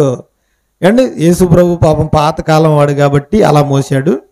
ఇప్పుడు మా టెక్నాలజీ మారిపోయిందని చెప్పేసి థర్మోకూల్ షీట్లతో గాలి వచ్చి తెగిరిపోతాయి చూసారా, వాటితో సిలువ ఆకారం చేసి రంగులు వేశారండి. మరలా ఈయన వీర్లపాడు వీధుల్లో కూడా నడవడం, ఈయనకు ఒక ట్రాక్టర్, ఒక ఆటో, అందులో ఇలా సిలువ మోసినట్టుగా నిలబడతాడండి. ఏమండి పక్కన రోమా సైన్యం కొరడాలతో కొట్టినట్లుగా వాళ్ళు ఒక బిల్డప్పు, వెనకాల సిలువ మోస్తుంటే ఏడ్చినట్లుగా స్త్రీల బిల్డప్పు. చూడండి చివరికండి ఆ సిలువ చక్కగా చర్చి గోడల కానించి ఈయన ఇంటికి వెళ్ళిపోయాడు. అర్థమైందా? ఇప్పుడు ఇది చూసిన వాళ్ళు అందరూ ఏమనుకుంటారు, అన్ని జల్లు వీళ్ళు యేసుక్రీస్తు కూడా ఇలాగే సిలువ మోసి మోసి ఆ యెరూషలేము దేవాలయాన్ని కానించి వెళ్ళిపోయాడు అనుకుంటారు. అంటే ఆయన త్యాగాన్ని నువ్వేం చేశావు? ఆయన త్యాగాన్ని ఏం చేశావు? అవహేళన చేసినట్టే కదండి, అపహాస్యం చేసినట్టే కదా. మిమ్మును బట్టి కదా దినమెల్ల నా నామము అన్యజనుల మధ్య దూషింపబడుతుంది అన్నాడు. ఈయన ఏ సిలువ అయితే మోసాడో అదే సిలువకు ఆయన ఏం చేశారు? మేకులు కొట్టేశారండి. ఏమండి రేపు ఈస్టర్ వచ్చిన రోజు, గుడ్ ఫ్రైడే వచ్చిన రోజు ఈ ఊరిలో ఎవరైతే సిలువ మోస్తారో వాళ్ళను ఒక్కసారి ఆ సిలువకు వేసి మేకులు కొట్టండి. 2వ సంవత్సరం ఎవడో ముందుకు రాడండి, ఎవడో ముందుకు రాడు. వస్తారా? రారండి. ఇక్కడేనండి మరి కృష్ణానది అవతలండి. మీరు హైవేలో వెళ్ళిపోతుంటే ఆ చెన్నై హైవేలో తాడేపల్లి మండలానికి సంబంధించిన కుంచనపల్లి అనే ఒక గ్రామం హైవేలో కనపడద్దండి. అటు ఎక్కువగా ప్రయాణం చేసే వాళ్ళకి అర్థమవుతుంది. ఆ ఊరిలోనండి అర్జా వెంకాయమ్మ అనే ఒక ఆవిడ ఉంది. కాస్త స్థూల దేహస్తురాలు, స్థూలకాయం ఆవిడది. చిన్నపాటి సుమోలాగా ఉంటుంది. అర్థమైందా? సుమో అనగానే టాటా సుమో అనకండి. ఏమండి బొద్దుగా ఉండేవాళ్ళని సుమోలు అంటారు. ఆ రెజ్లింగ్ చేస్తారు చూసారా, అలా ఉంటుంది అనమాట. భారీ కాయం అనమాట. ఒకరోజు స్టవ్ వెలిగించిందంట టీ కాచుకోవటానికి. స్టవ్ వెలిగించినప్పుడు అండి కాస్త బ్లూ కలర్ ఫ్లేమ్ వస్తుంది కదా మంట. స్టవ్ వెలిగించినప్పుడు ఆ బ్లూ కలర్ ఫ్లేమ్లోనండి యేసుక్రీస్తు ప్రత్యక్షమయ్యాడట. ప్రత్యక్షమయ్యి అమ్మా వెంకయ్యమ్మ నువ్వు నా కుమార్తె అన్నాడట. అయ్యో ప్రభు నేను నీ కుమార్తెనేనా అని అనగానే అయితే ఏం చేయమంట ప్రభు అంటే నువ్వు నా కొరకు సిలువ వేయించుకోవాలని చెప్పాడట. సిలువ వేయించుకోవాలని. వీళ్ళారా చూడండి, ఇక ఈవిడ బంధువులందరికీ ఫోన్ చేసి ఒరే రండ్రా నన్ను సిలువేయండ్రా, నన్ను సిలువేయండి అని ఒకటే గోలట. పిచ్చి పట్టిందా నీకేమన్నా? సిలువేయటం ఏంటంటే ఒరే యేసు ప్రభు కనపడ్డాడ్రా నాకు ఆ మంటలో, సిలువేయండ్రా అంటే ఇక వాళ్ళు ఆవిడ గోల భరించలేక ఒకరోజు తీసుకెళ్ళి సిలువ వేశారటండి. ఎలా వేశారు? ఏదో చిన్న చిన్న మేకులు తాళ్ళు ఏదో కట్టేశారు. ఈవిడ భారీ కాయం కదండి, ఆ బరువుకి తాళ్ళు తెగిపడి కింద ఊడి పడిపోయిందండి. ఇది జాగ్రత్తగా చిత్రీకరించారు. సిలువ ధార అనే ప్రోగ్రాంలో ఇది వేశారండి. దీన్ని చూశాడండి వాడు, ఎవడో జకీర్ నాయక్ అండి. ఇదిగో మీ యేసుక్రీస్తును కూడా ఇలాగే తప్పించారని చెబుతున్నాడండి వాడు. అంటే ఇవిడ ఏం చేసింది? ఆయన త్యాగాన్ని ఏళన చేసినట్టు కదా, అపహాస్యం పాలు చేసినట్టు కదా, అవమాన పాలు చేసినట్టు కదా. ఈరోజు క్రైస్తవులు కూడా అలాగే చేస్తున్నారండి. అందుకే చెబుతున్నా, రేపు గుడ్ ఫ్రైడే రోజు వీధులు తిరిగి ఇంటికి వెళ్ళడం కాదు, ఒకరిని పట్టుకొని బలవంతంగా కొట్టేయండి. 2వ సంవత్సరం ఎవడు కూడా సిలువ మోయటానికి రారండి. ఇది ఆచారాలు పాటిస్తున్నారండి. అన్యజనముల ఆచారాలు మీరు అభ్యసించవద్దని చెప్తున్నాడా? పోనీ దేవుడు చెప్తే చేద్దామండి. ఎక్కడని చెప్పారా? అలా చెప్తే ముందుగా యేసుక్రీస్తు శిష్యులే సిలువ వేయించుకోవాలి. వాళ్ళనంటే బలవంతంగా తీసుకువెళ్ళారు కానీ ఇష్టపూర్తిగా ఏమన్నా వీళ్ళకై వీళ్ళు వెళ్ళారా? లేదు కదండి. మరి ఎందుకు చేస్తున్నారు? చేస్తాం మేము అంతే. ఆయన ఏడవద్దన్నాడు, వీళ్ళు ఏడుస్తూనే ఉన్నారండి. ఆయన ఆజ్ఞ అంటే లెక్క ఉందా వీళ్ళకి? ఆయన మాట అంటే గౌరవం ఉందా వీళ్ళకి? లేదండి. అందుకే ప్రియులారా, క్రైస్తవులు కూడా ఏం చేస్తున్నారంటే ఆచారాలు పాటిస్తున్నారు, సాంప్రదాయాలు పాటిస్తున్నారు. ఆ రోజు పౌలును చంపే అంతవరకు మేము అన్నపానములు ముట్టుకోమని వాళ్ళు ప్రమాణం చేశారు. 40 మంది కంటే ఎక్కువ ఆ గుంపులో ఉన్నారు. ఈరోజు క్రైస్తవులు కూడా అదే అంటున్నారు. ఏమంటున్నారు? యేసుక్రీస్తును శుభ శుక్రవారమే సిలువేసేంత వరకు మేము మాంసం తినము, యేసుక్రీస్తును శుక్రవారం సిలువేసేంత వరకు మేము చెప్పులు దొడుక్కోము, యేసుక్రీస్తును సిలువేసేంత వరకు మేము తెల్ల బట్టలు తీయము. వీళ్ళకి ఏమైనా తేడా ఉందా? పౌలుని చంపేంత వరకు మేము అన్నపానాలు ముట్టమన్నారు. యేసుక్రీస్తుని సిలువ వేసేంత వరకు మేము మాంసం తినమని వీళ్ళు అంటున్నారు. వీళ్ళకి ఏం తేడా ఉంది చెప్పండి? ఏం తేడా ఉందండి? వీళ్ళరా ఆచారాలు పాటించడం కాదండి, ఆచారాలు పాటించడం కాదు, ఆయన చంపటానికి ఉపయోగించిన ఆయుధమే సిలువ అండి. సిలువ అనగానే ఏదో కొత్త రకం లేదా ఆధ్యాత్మికత పొంగొచ్చినట్లుగా మీరు ఆలోచించకండి. సిలువ అంటే ఆరాధన భావంతో చూడకండి. సిలువ అనేది ఒక ఆయుధం అండి, చంపడానికి ఉపయోగించిన ఆయుధం. మొట్టమొదటిగా ఈ సిలువ శిక్ష ఎక్కడ ప్రారంభించారు తెలుసా? ఎక్కడ ప్రారంభించారు? ఐగుప్తు దేశంలో ప్రారంభమైందండి. అర్థమైందా?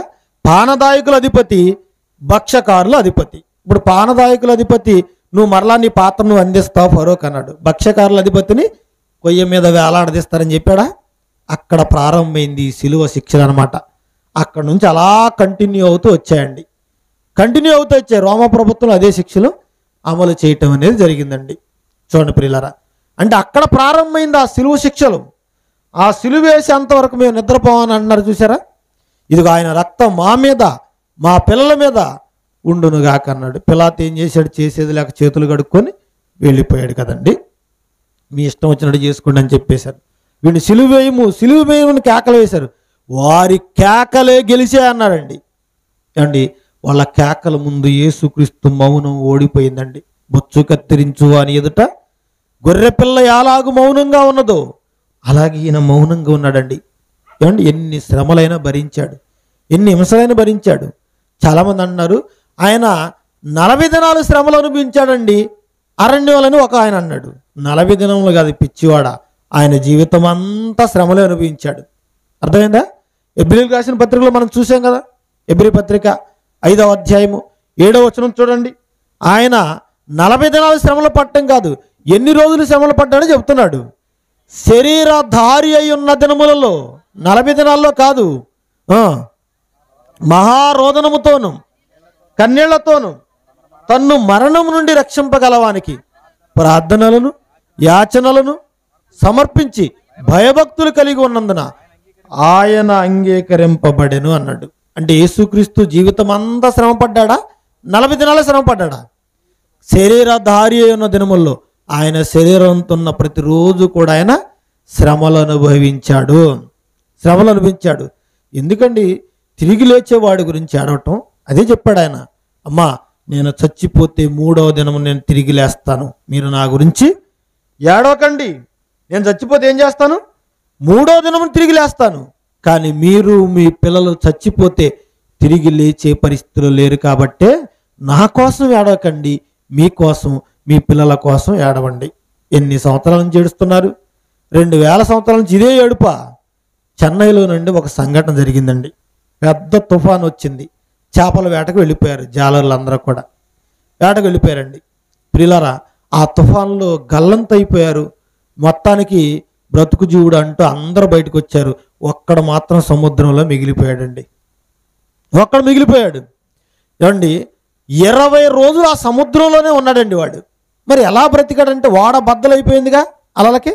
ఆ చెక్క పట్టుకొని ఆ కొయ్య మీద అలా పడుకొని 20 రోజులు అలాగే ఉన్నాడటండి, శవాసనం వేసి అలాగే ఉన్నాడు. ఏమండి, రాత్రి వేళ పెద్ద పెద్ద షార్కులు తిమింగలాలు ఎగిరి పడుతుంటే చాలా భయం వేసిందట. మొత్తానికి వాడు బ్రతికి పట్టగట్టగలిగాడు. నూకలు ఉన్నాయి భూమి మీద, వాడికి దేవుడు బ్రతికించాడనమాట. ఇక అలలకు అలా అలా కొట్టుకుంటూ వచ్చి 20 రోజులకు సముద్ర తీరానికి వచ్చాడు మొత్తానికి వాడు. ఏమండి, ఈలోగా వాళ్ళు ఏం చేశారంటే 20 రోజులు అయిపోయింది వాడు చచ్చిపోయాయని చెప్పేసి 10 రోజులు అయిన తర్వాత చిన్న కర్మ పెద్ద కర్మ మొత్తం చేసేసారండి. వాడికి పిండం పెట్టేశారు. 20 రోజుల తర్వాత వీళ్ళు నడుచుకుంటూ ఊరిలోకి వచ్చాడు. వాడిని చూసి అందరూ బెత్తరిపోయారండి. ఒరే, నువ్వు చచ్చిపోయావు అనుకున్నారా, నీకు అన్ని కర్మలు చేసేసావని అని చెప్పేసి, పోన్లే ఏదో ఒకటి జరిగింది, దేవుడి దేవుడు బ్రతికామని చెప్పేసి మాట్లాడుకున్నారు. అందరూ హ్యాపీగా ఉన్నారండి. ఇప్పుడు వీడికి సంవత్సరం అయిన తర్వాత మరలా ఆ రోజు పిండం పెట్టా కదా మరలా ఏడ్చుకుంటూ పిండం పెట్టారనుకోండి, బ్రతుకున్న వీడు ఏమంటాడు? ఒరే, అప్పుడంటే తెలియజేశారా, నేను మీ కళ్ళ ముందే ఉన్నా కదా, నా కోసం ఎందుకు ఏడుస్తున్నారు, మీకు బుర్రా బుద్ధి ఉందని చెప్పేసి అవసరమైతే తలకు మొట్టిగా వేస్తాడు కదండి. బ్రతికున్న వాడి గురించి ఎందుకండి ఏడవటం? యేసుక్రీస్తు అదే చెప్పాడు, నేను చచ్చిపోయినా తిరిగి లేస్తాను, బ్రతుకుతాను. సజీవుడి గురించి ఎందుకండి సమాధుల్లో వెతకటం? ఏమండి, మృతులైన వారిని మీరు ఎందుకు ఎదుగుతున్నారు? ఏమండి, సమాధుల్లో సజీవుడైన వాడిని ఎందుకు ఎదుగుతున్నారు? ఆయన మృతుడైనాడు, తిరిగి లేచాడు. మరలా ఎందుకు ఆ ఖాళీ సమాధులు ఎదుగుతున్నారు? వెళ్ళారు కదండి ఆ రోజు కూడా. ఆయన చెప్పాడా లేదా? చెప్పాడు కదండి. మనుష్య కుమారుడు ఎలా బ్రతుకుతాడో చెప్తున్నాడు చూడండి. లోకాసు వార్త 9వ అధ్యాయము 22వ వచనం చూద్దామండి. లోకాసు వార్త 9వ అధ్యాయము 22వ వచనం. మనుష్య కుమారుడు బహుశ్రమలు పొంది పెద్దల చేతను, ప్రధాన యాజకుల చేతను, శాస్త్రుల చేతను విసర్జింపబడి చంపబడి 3వ దినమున లేచుట అగత్యమని చెప్పాడు. 3వ దినం నేను ఖచ్చితంగా లేస్తాను. ఎన్ని శ్రమలు పొందుతాను ఈలోగా? బహుశ్రమలు అన్నాడు. అంటే యేసుక్రీస్తు జీవితం అడుగడుగున శ్రమలేనండి. ఆయన సుఖపడిన దాఖలాలు లేవు కదండి, శ్రమలే. అంటే మనిషి జీవితంలో నుండి శ్రమలు ఉంటేనే మనిషి బాగుంటాడండి. ఎప్పుడు సుఖం ఉందనుకోండి, ఏమండి, ఈ జీవితపు విలువ వాళ్ళకి అర్థం కాదండి. ధనవంతుడు ప్రతిదినము బహుగా సుఖపడుచుండేవాడు, ఆ తర్వాత కష్టాల పాలయ్యాడు. లాజరు కష్టం అనుభవించాడు, ఆ తర్వాత నెమ్మది పొందుతున్నాడు. అర్థమైందా? మన జీవితంలో ఏది ఉంటే మనకు మంచిది? శ్రమలు ఉంటే మంచిదండి. శ్రమలు ఉంటే మంచిది, సుఖాలు ఉంటే మంచిది కాదు. అదే చెబుతున్నాడు చూడండి. కీర్తనల గ్రంథము 119వ అధ్యాయము 71వ వచనం చూద్దామండి. నేను నీ కట్టడలు నేర్చుకున్నట్లు శ్రమ నొంది ఇండుట నాకు మేలాయను అంటున్నాడండి. అంటే ప్రతి మనిషి జీవితంలో ఏముంటే మేలు జరుగుతుందట? శ్రమలుంటే మేలట, శ్రమలుంటే మేలట. నేను నీ కట్టడలను అనుసరించి నడుచుకోవడానికి నాకు శ్రమలుంటేనే మేలయ్యా అంటున్నాడండి. మనకేం కావాలి? అన్ని సుఖాలే కావాలి మనకి, అన్ని సుఖాలే. అసలు ఈ శరీరాన్ని కష్టపెట్టడానికి ఇష్టపడవండి మనం, అవునా? మరలా చెబుతున్నాడు చూడండి, మరొక మాట చెబుతున్నాడు చూడండి. 69వ వచనం చూడండి. 67 చూద్దామండి. 67వ వచనం. శ్రమ కలుగక మునుపు నేను త్రోవ విడిచాను, ఇప్పుడు నీ వాక్యమును అనుసరించి నడుచుకొనుచున్నాను. ఏమండి, మనం ఎన్నో తప్పులు చేస్తాం, ఆ తప్పుల వలన శ్రమల పాలవుతాం. ఆ శ్రమల వలన మనకి ఏమొస్తుంది? కనువిప్పు వస్తుంది అన్నమాట, కనువిప్పు వస్తుంది. అదే చెప్తున్నాడు. ఏమన్నాడు? శ్రమ కలుగక మునుపు నేను త్రోవ పక్కకు వెళ్ళాను, శ్రమ కలిగిన తర్వాత అప్పుడు త్రోవలోనికి వచ్చాను అన్నాడండి. అర్థమైంది మీకు? మన జీవితం అంతా శ్రమ లేనప్పుడు దారి తొలగిపోయాం, ఒత్తిగా చెడి ఉన్నారు, దారి తొలగి ఉన్నారు అన్నాడు. ఎప్పుడైతే శ్రమ కలిగిందో అప్పుడు దారిలోకి వచ్చామండి మనం, అప్పుడు దారిలోకి వచ్చాం మనం. అర్థమైందా? శ్రమలు కలగటం మనకు మంచిదా కాదా? మంచిదేనండి. అసలు ఈ భూమి మీద మనం అంతా ఎందుకు పుట్టామో తెలుసా? ఎందుకు పుట్టాము చెప్తున్నాడు చూడండి. యోబు గ్రంథము చెప్తున్నాడు చూడండి. యోబు గ్రంథం 5వ అధ్యాయము 7వ వచనం చూద్దామండి. యోబు గ్రంథము 5వ అధ్యాయం 7వ వచనం. నిప్పు రవ్వలు పైకి ఎగురునట్లు నరులు శ్రమానుభవమునకే పుట్టుచున్నారు అన్నాడు. అండ్ ఈ భూమి మీద పుట్టే ప్రతి మనిషి కూడా దేనికోసం పుడుతున్నాడట? సుఖాలు అనుభవించడానికి కాదండి, శ్రమలు అనుభవించడానికి. బాప్తీసం తీసుకున్న తర్వాత ఎందుకోనండి నాకు అన్ని కష్టాలు వచ్చాయి అని అనకూడదు. ఎందుకంటే అసలు నువ్వు అడుగు వేసిందే ముళ్ళ మీద. క్రైస్తవుడి జీవితం ముళ్ళబాట తప్ప పూలబాట కాదండి. అడుగడుగున యేసుక్రీస్తు శ్రమ అనుభవించాడు. తెలియక పిచ్చి వాళ్ళు సిలువలో శ్రమ అనుభవించాడు, 40 దినాల శ్రమలు అనుభవించాడు అన్నాడు. ఆయన జీవితం అంతా కన్నీరు మున్నీరు కదండి. రాత్రంతా ప్రార్థన, పగలంతా సువార్త. సమాజానికి వెళితే ఎంతగా తోలనాడారు. శ్రమ అనగానే శరీరానికి కలిగేది అనుకోకండి, మానసికమైన శ్రమ కూడా మనిషిని కృంగదీస్తుందన్నమాట. ఆయన దుఃఖాక్రాంతుడయ్యాడు. ఆయన కన్నీళ్ళు కళ్ళ నుంచి కారే చెమట కూడా ఎలా ఉందట? గొప్ప రక్త బిందువు వలె ఉండిపోయిందటండి. అంటే ఎంతగా కన్నీరు మున్నీరయ్యారు చూడ ప్రియులారా. దేవా, నీ చిత్తమైతే ఈ గిన్నె నా యొద్ద నుంచి తొలగించు, అయినను సరే నా చిత్తము కాదయ్యా, నీ చిత్తమే సిద్ధించునుగాక అన్నాడు. ఆయన చిత్తానికి తల ఉంచాడండి. శ్రమను అనుభవించాడు కదండి. దేవునికి కూడా చాలా ఇష్టమైంది ఆయన మరణించటం. అతని నలుగుగొట్టుట యెహోవాకు ఇష్టమాయను. క్రీస్తు మిమ్మును ప్రేమించి పరిమళ వాసన గుంటకు తన్ను తానే అర్పణముగాను బలిగాను అప్పగించుకొనెను. ఎఫెసీ 5:2 చెప్పాడండి. అప్పగించుకున్నాడండి. అంటే మనందరినీ కాపాడటం కోసం అండి ఆయన శ్రమలు అనుభవించాడు.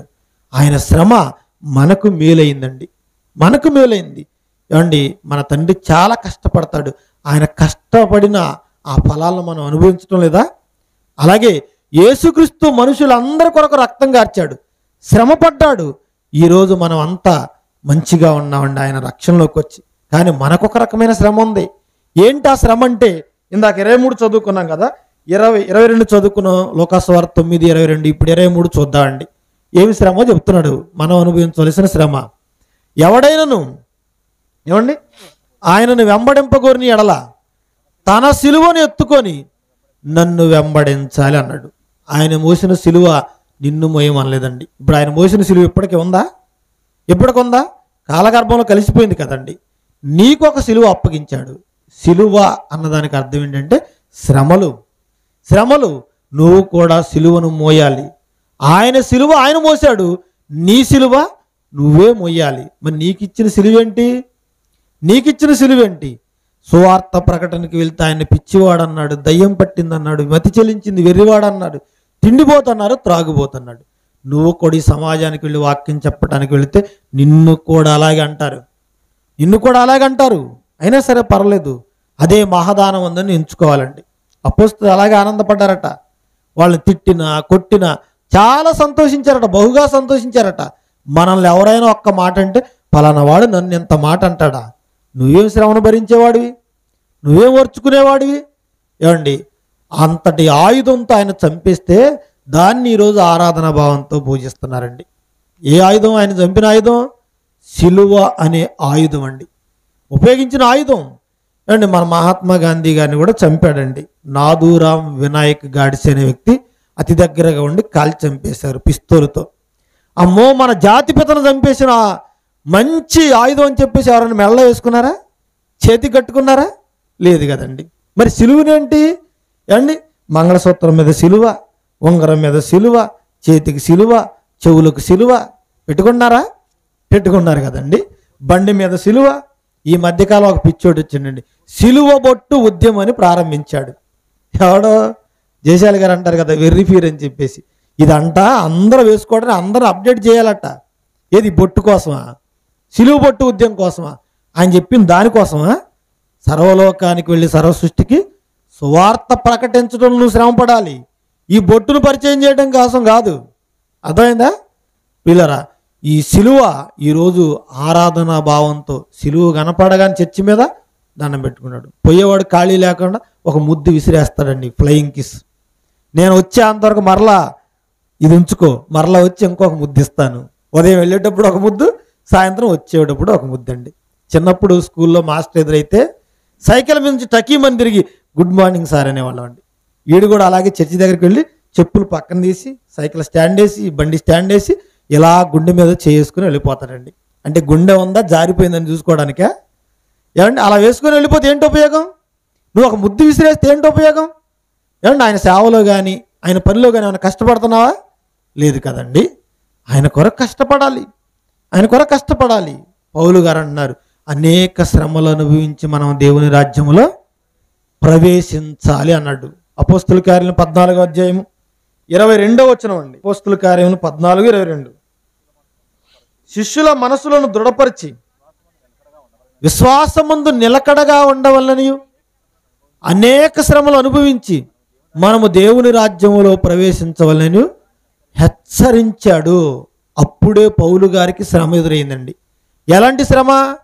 ఈకొనియా, లుస్త్రా అండ్ ఆ ప్రాంతాల్లో నుండి రాళ్లతో సన్మానం జరిగింది. ఆయనకి రాళ్లతో సన్మానం జరిగింది. ఈడ్చుకెళ్ళారండి పట్టణం వెలుపలికి. ఈడ్చుకెళ్ళి చచ్చిపోయాడని ఇక అక్కడ పారేసి వచ్చారు, పేడ విరగడైపోయిందని చెప్పేసి. మరలా లేచాడు, దులుపుకొని వచ్చాడండి. ఏ పట్టణాల్లో శ్రమ పడ్డాడో మరలా అదే పట్టణాలకు వచ్చాడు. ఎందుకు వచ్చాడు? నాకు కలిగిన శ్రమను చూసి ఈ పట్టణాల్లో ఉన్న శిష్యులు ఎక్కడ అభ్యంతర పడతారని చెప్పేసి అక్కడికి వచ్చాడు, దులుపుకున్నాడు. నాకు కలిగిన శ్రమ ఏమాత్రంలే. ఎలాంటి మనం అనేకం అనిపించాలి. ఎందుకంటే శిష్యులు ఇబ్బంది పడతారు కదండి. ఈ ఊరిలో రాయప్ప గారిని కొట్టారనుకోండి, ఇంకెవడన్నా ముందుకు వస్తాడా? రారు కదండి. అందుకే ప్రియులారా, ఏమంటే ఎన్ని శ్రమలైనా అనుభవించడానికి ఆయన సిద్ధపడ్డాడు. కాబట్టి పౌలు గారు, ఇది ఎలాంటి మనం అనేకం అనుభవించాలయ్యా, మీరేమో అభ్యంతర పడకండి, నాకు కలిగిన దెబ్బలు ఏమాత్రం అని చెప్పేసి అన్నాడండి. పట్టణం వెలుపలికి ఈడ్చుకెళ్ళారంటే ఏమండి, మన ఊరిలో ఒక గేదె ఒక కుక్కో చచ్చిపోతే ఏం చేస్తాం? ఈడ్చుకెళ్తాం కదండి. అలా ఈడ్చేశారండి పౌలు గారిని. అలా ఈడ్చేశారు. అయినా సరే పౌలు గారు ఏం బాధపడలేదు. ఏమన్నాడు? ఎలాంటివి అనేకం అనుభవించాలి, అప్పుడే పరలోకం వస్తుంది మనకని చెప్పాడండి. పరలోకం వస్తుందని చెప్పాడు. అంటే పరలోకం వచ్చేది ఎవరికండి? పరలోకం వచ్చేది ఎవరికి? శ్రమపడిన వారికే. శ్రమపడిన వారికే. వాళ్ళు ఎలాంటి శ్రమలు పొందారో ఏమంటే ఎబ్రీ పత్రిక 11వ అధ్యాయంలో ఆ శ్రమపడిన వాళ్ళ జాబితా అంతా రాశాడండి. రాశారు. వారు రంపములతో కోయబడ్డారట, రాళ్లతో కొట్టబడ్డారట, చెరసాల్లో ఉన్నారట, ఖైదును మరిబంధకములను అనుభవించారు. అట్టి వారికి ఈ లోకము యోగ్యమైనది కాదు అన్నాడండి. అండి క్రైస్తవుడు నీతిగా భక్తిగా బ్రతికితే ఈ లోకం అతన్ని సన్మానించదండి, చేదరించుకుంటుంది, అవమానిస్తుంది. అయినా సరే మన దేవుని కోసం ఎన్ని నిందలైనా మనం భరించవలసిందే. ఆ నిందలు అనుభవిస్తేనే రేపు పరలోకానికి మార్గం సుగమం అవుతుంది. ఆ నిందలు లేకపోతే మనమేం క్రైస్తవులు అండి. శ్రమ నొంది ఇంటుడు నాకు మేలాయన అంటున్నాడు. శ్రమ కలగ మునుపు త్రోవ తప్పిపోయాను, శ్రమ కలిగిన మీదట త్రోవలోనికి వచ్చాను అంటున్నాడు. అసలు మనుషులు పుట్టింది దేనికట? శ్రమానుభవానికి. ఒకప్పుడండి నిప్పురవ్వలు పైకి వేసేయి తాటాకిళ్ళు ఉన్నప్పుడండి. ముందు ఆ తగలబడుతున్న వాడి ఇంటిని ఆర్పకుండా వేళ్ళ మీద నీళ్లు పోసుకునేవాళ్ళు. ఎందుకు? వాడితో పాటు మా ఇల్లు కూడా కాలిపోతుందని. ఏమంటే నిప్పురవ్వలు పైకి ఎగురుతూ ఉంటాయి. నీ జీవితం కూడా అంతే. ఆవిరైపోవటమే తప్ప ఆశలు ఏముండవు ఈ భూమి మీద. ఆశలు ఏముండవు. ఆశపడిన లోతు భార్య పరిస్థితి ఏమైపోయింది చెప్పండి. అందుకే ఉప్పు స్తంభంగా మారిపోయింది. మనం బ్రతకవలసింది ఆశల కోసం కాదండి, ఆశయం కోసం. ఏంటి ఆశయం అంటే? ఆచారాలు పాటించడం కాదు, పరలోకాన్ని అందిపుచ్చుకోవటం అండి. దేవుడు చెప్పినవి చేయక ఏమంటే చెప్పనవి చేస్తున్నారు. ఆయన మనసుకు తోచనిది చేస్తున్నారట. ఎలాంటి చేస్తున్నారు? నేను చెప్పు మాటల ప్రకారం మీరు చేయక ప్రభువా ప్రభువా అని నన్ను పిలుచుట ఎందుకు అన్నాడండి. ఆయన చెప్పిన మాటల ప్రకారం చేయాలి కదండి. మరి ఆ మాటల ప్రకారం చేయకుండా చెప్పనిది నువ్వెందుకు చేస్తున్నావు? ఏమండి ఇదంతా చెప్తానే ఉన్నారు, బాగానే ఉంది కదండి. మరి బైబిల్లో కూడా ఉపవాసం చేసినట్టుగా ఉంది కదండి 40 దినాలు.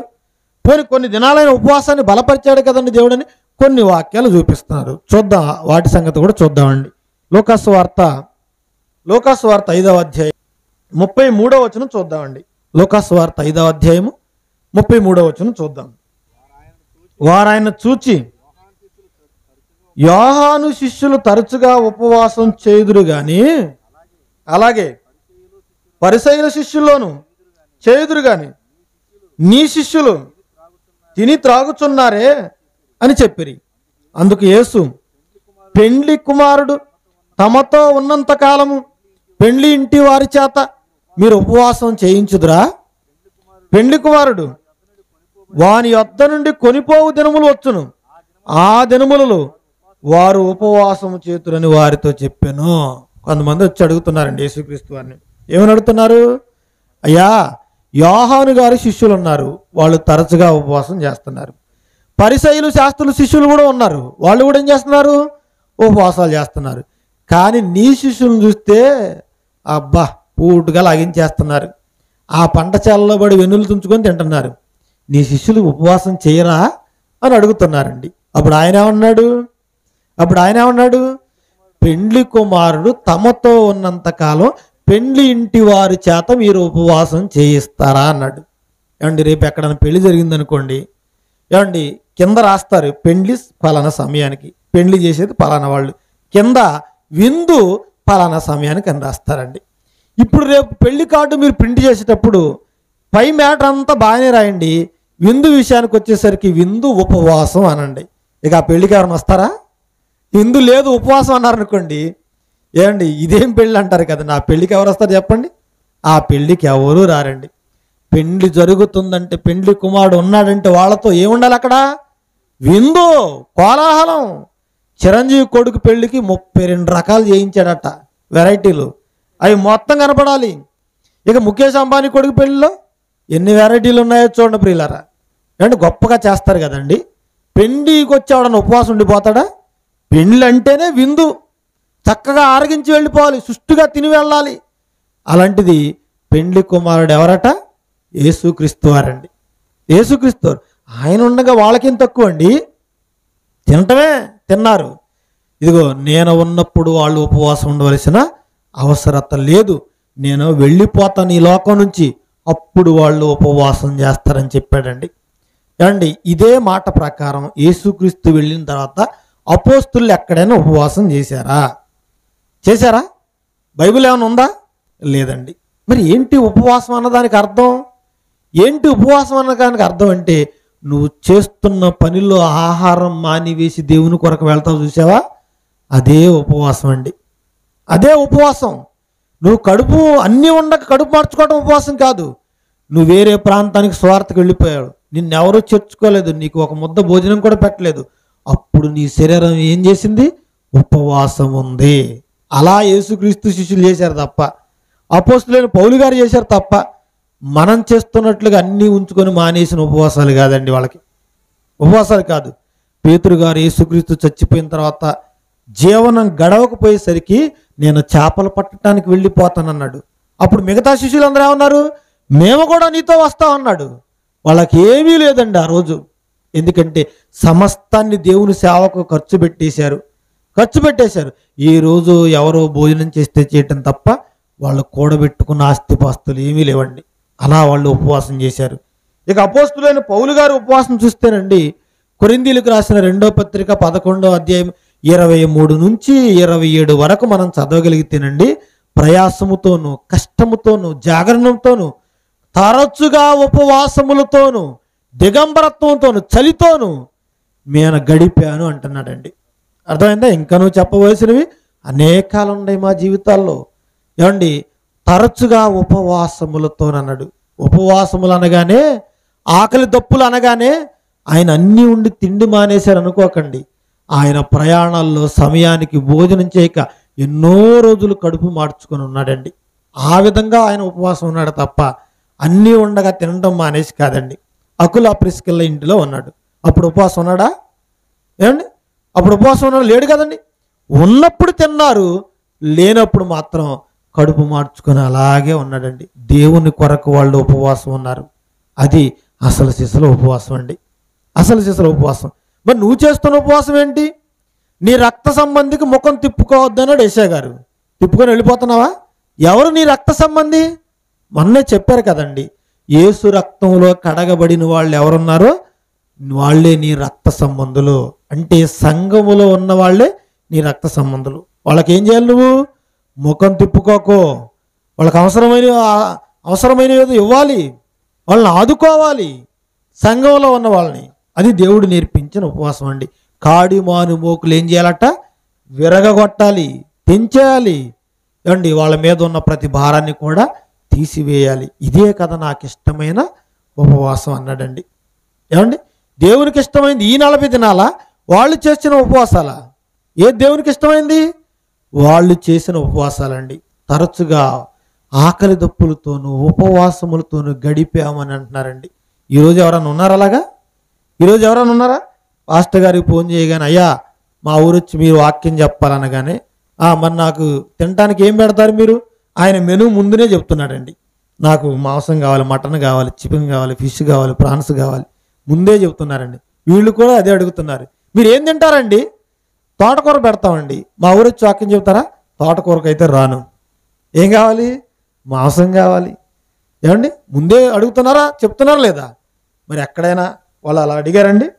లేదు కదండి. ఉపవాసం చేశారు, దేవుని పనిలో ఒక మనిషిని నిక్షిప్తం చేయడానికి చేశారండి.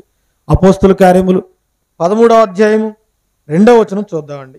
అపోస్తుల కార్యములు 13వ అధ్యాయము 2వ వచనం చూద్దాం. వాళ్ళు ఆ రోజు ఎందుకు ఉపవాసం ఉన్నారో చెప్తున్నారండి.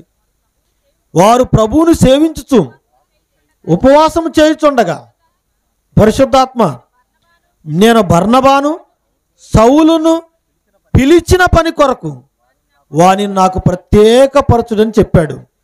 అప్పుడు అంతటా వారు ఉపవాసం ఉండి ప్రార్థన చేసి వారి మీద చేతులుంచి వారిని పంపారు. ఇప్పుడు వీళ్ళు దేనికోసం ఉన్నారు? పిలిచిన పని కొరకు అంటే పనికి ఏ బర్నబాని పౌలును పంపించడానికి వాళ్ళు ఉపవాసం ఉన్నారండి. ఇప్పుడు ఒక సేవకు పంపించడానికి ఉపవాసం ఉండి పంపించారు తప్ప ఏండి కావాలని వాళ్ళు ఏదో అన్నీ ఉండగా కడుపు మార్చుకొని కాదండి. అర్థమైందా? యేసుక్రీస్తు వారు ఎందుకున్నారు 40 దినాలంటే 40 దినాల అనంతరం స్వార్థ ప్రకటనకు వెళ్ళిపోవాలి ఆయన. లోకంలోకి వెళ్ళిపోతే సమయానికి నాకు భోజనం పెట్టేవాళ్ళు ఉండరు. అండ్ నా కాపురమే ఒలివల కొండ మీద ఎవరూ చేర్చుకోరు. సమయానికి నిద్ర ఉండదు, సమయానికి నీళ్లు ఉండవు, సమయానికి ఆహారం ఉండదు. ఈ 40 దినాలు నా శరీరాన్ని నేను జయించుకోగలిగితే ఈ లోకాన్ని నేను జయించగలనని చెప్పేసి తన సర్వ శరీరాన్ని తన స్వాధీనం మందు ఉంచుకోవడానికి ఆయన 40 దినాలు తన శరీరాన్ని నలగొట్టుకున్నాడండి. అండ్ ప్రాక్టీస్ చేశాడు. ఈ 40 దినాలు ఉంటే నేను లోకాన్ని జయించగలను. చివరికి అదిగా చెప్పాడుగా, నేను లోకమును జయించానని చెప్పాడా లేదా? చెప్పాడు కదండి. మీరు కూడా జయించడానికి శరీరాశలకు లొంగిపోక, శరీరాశ నేత్రాశ జీవపుడంబాలకు లోనైపోకుండా ఉండాలని చెప్పేసి ఆయన 40 దినాలు చేశాడు. శిష్యులు చేశారు. ఎందుకంటే పరలోకం కోసం, ఆయన పిలిచిన పని కొరకు. నువ్వు పని కొరకు ఎప్పుడన్నా ఉపవాసం ఉన్నావా? పని కొరకు ఉపవాసం ఉన్నావా? సేవ చేయటంలో ఉపవాసం ఉన్నావా? ఈ 40 దినాలు మానేసి ఇది ఉపవాసం అని ఏంటంటే భోజనం మానేసి మిగతావన్నీ తింటే ఇదేం ఉపవాసం అండి? ఇక నాయకులు కూడా ఇదే నేర్పిస్తున్నారు వాళ్ళకి. ఎందుకంటే నాయకులకు లాభం కావాలి.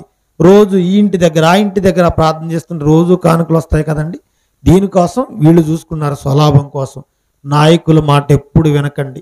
ఏమండి బైబిల్లో ఏది ఉన్నదో అది మీరు పాటించండి. ఈ నాయకులు ఏం చేస్తారో చెప్తున్నాడు, అది చూసి ముగించుకుందామండి. యెషయా గ్రంథము 9వ అధ్యాయము 16వ వచనం చూద్దామండి. యెషయా గ్రంథము 9వ అధ్యాయము 16వ వచనం చూద్దాం. చదవండి. ఈ జనుల నాయకులు త్రోవ తప్పించువారు, వారిని వెంబడించువారు వారి చేత మృంగివేయబడుదురు అన్నాడు. ఈ జనుల నాయకులు అన్నాడు. ఏ జనుల నాయకులు త్రోవ తప్పించేది? ఏమండి చూడండి, రేపటి నుంచి ఎలక్షన్ కూడా వస్తుంది. ఇక మన ఇళ్ల ముందు మన ఊర్లో అందరూ నాయకులే వస్తారండి. వాళ్ళు ఎప్పుడైనా మన ఊరికి రాకుండా త్రోవ తప్పించారు? మనల్ని తప్పించరండి. ఈ జనుల నాయకులు అనగానే పార్టీలకు సంబంధించిన నాయకులు కాదండి. ఆ రోజు ఇశ్రాయేలును నడిపిస్తున్న నాయకులండి. వాళ్ళు ఏం చేశారట? ప్రతి పచ్చని చెట్టు కింద వ్యభిచారం చేశారట. ప్రతి పచ్చని చెట్టు కింద బలిపీఠాలు కట్టి వాళ్ళు ఏం చేశారు? దేవుని నుంచి తప్పించేశారండి. వాళ్ళ గురించి చెప్తున్నారు. అంటే నాయకులు అన్న వాళ్ళు ఏం చేస్తారు? త్రోవ తప్పిస్తారు తెలివిగా. వాళ్ళ స్వార్థ ప్రయోజనాల కొరకు నిన్ను పావుగా వాడుకుంటారు. లాభం వాళ్ళకి, ఏమండి నష్టము కష్టాలన్నీ కూడా నీకు అన్నమాట. వాళ్ళు అలా ఉంటారు. కానీ ఇశ్రాయేల్ నడిపిస్తున్న నాయకులు కూడా ఏం చేశారు? త్రోవ తప్పించారట. ఎలా తప్పించారు? చిన్నప్పుడు ఒక నీతి కథ చదువుకున్నామండి. ఏమంటే ఊరు బయట ఉన్న చెరువులోని అన్ని జంతువులు కలిసి బ్రతుకుతున్నాయట. ఆ కొలంలో చేపలున్నాయి, కప్పలున్నాయి, పీతలున్నాయి, కొంగలు కూడా ఉన్నాయండి, బ్రతుకుతున్నాయండి. ఇక ఎండాకాలం వచ్చింది, సమ్మర్ టైం, చెరువు ఎండిపోతుంది అనమాట. అప్పుడు రోజు కష్టపడి వెంటాడి వేటాడి తన ఆహారాన్ని సంపాదించుకున్న ఈ కొంగ ఒకరోజు అతి వినయం ప్రదర్శిస్తూ ఒకే కాలు మీద నిలబడి మౌన దీక్ష చేస్తుందట. అప్పుడు చేపలు వచ్చాయండి.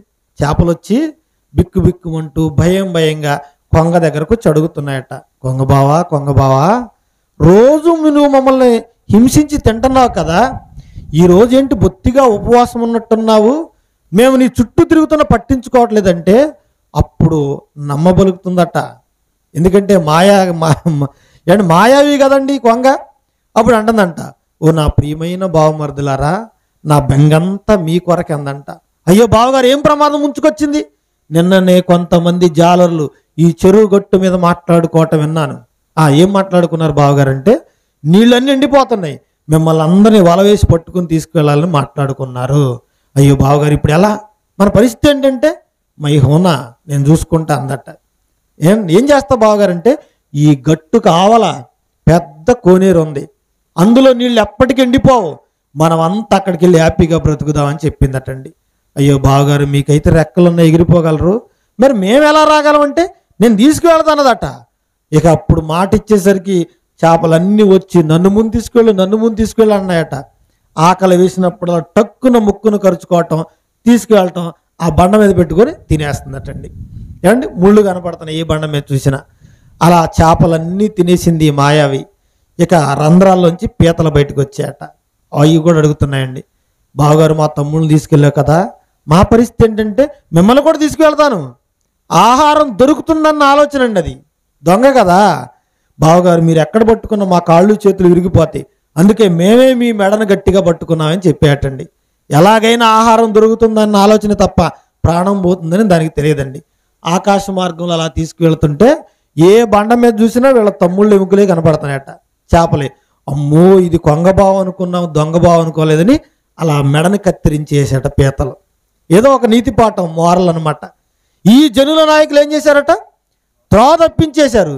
ఈరోజు మన మధ్యలో ఉన్న సేవకులు కూడా ఇలాగే వాళ్ళ స్వార్థ ప్రయోజనాల కోసం ఏం చేస్తున్నారు, ఆచారాలు నేర్పుతున్నారు. భక్తి నేర్పటం లేదు, ఆచారాలు నేర్పుతున్నారు. యేసుక్రీస్తు ఎక్కడని చెప్పాడని 40 దినాలు నా కొరకు చేయమని? పోనీ మోసే చేసి చెప్పాడా? పౌలు చెప్పాడా? అపోస్తులు చెప్పాడా? లేదు కదండి. మరి మనం ఎందుకు చేస్తున్నాం? మేము చేస్తామంతే. ఆయన ఏదైతే చెప్తాడో దానికి వ్యతిరేకం చేయటమే క్రైస్తవుల ఆలోచన అండి. పండు తినవద్దు, తిన్నారా లేదా? ఏడవద్దు అన్నాడు, ఎప్పటికి ఏడుస్తున్నారా లేదా? అంటే వీళ్ళలో నిజమైన భక్తి ఉందా? నేను చెప్పు మాటల ప్రకారం చెయ్యక మీరెందుకు నా దగ్గరకు వస్తున్నారు? దిద్దుబాటు నీకు అసహ్యము కదా అన్నాడండి. అసహ్యం కదా. నేను చెప్పే మాటల ప్రకారం మీరు నడవక నా మందిర ఆవరణం తొక్కటానికి మిమ్మల్ని రమ్మన్నవాడేవాడు? దేవుడు చెప్పే చేస్తున్నారు. ఈరోజు అందరూ చేయటం లేదు కదండి.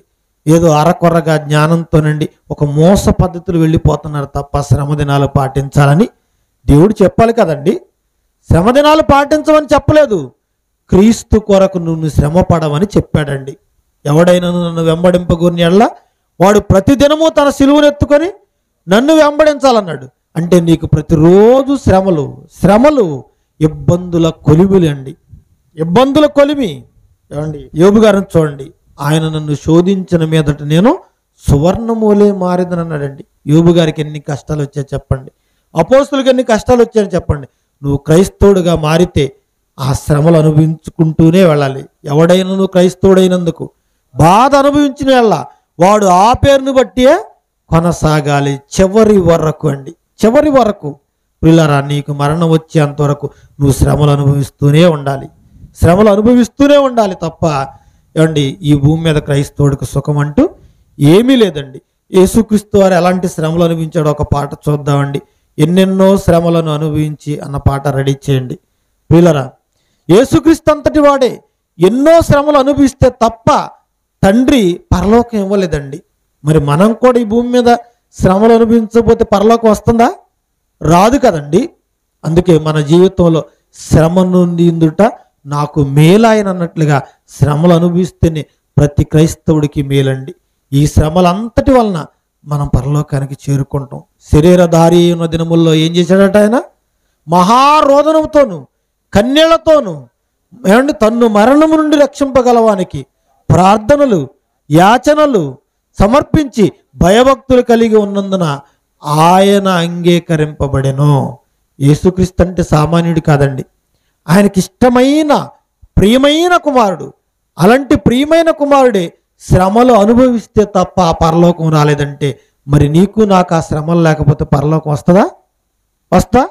రాదు కదండి. అందుకే శ్రమ నుండి నాకు మేలాయన అన్నాడు భక్తుడు. శ్రమ కలగక నేను త్రోవ తప్పాను, శ్రమ కలిగిన పిమ్మట దారిలోనికి వచ్చానని చెప్తున్నాడండి. కాబట్టి ప్రియులారా, శ్రమ పడితేనే తర్వాత జీవితానికి మేలు కలుగుతుందని యేసుక్రీస్తు వారు చెప్పారు తప్ప ఆచారాలు పాటించమని కాదండి. అందుకే ఆచారాలకు స్వస్తి పలికి క్రీస్తు కొరకు మన శ్రమ పడేవారిగా ఉండాలని తెలియజేస్తూ ఈ కొద్ది మాటలు ముగిస్తున్నాను. ఈ పాట చూసి సెలవు తీసుకుందామండి.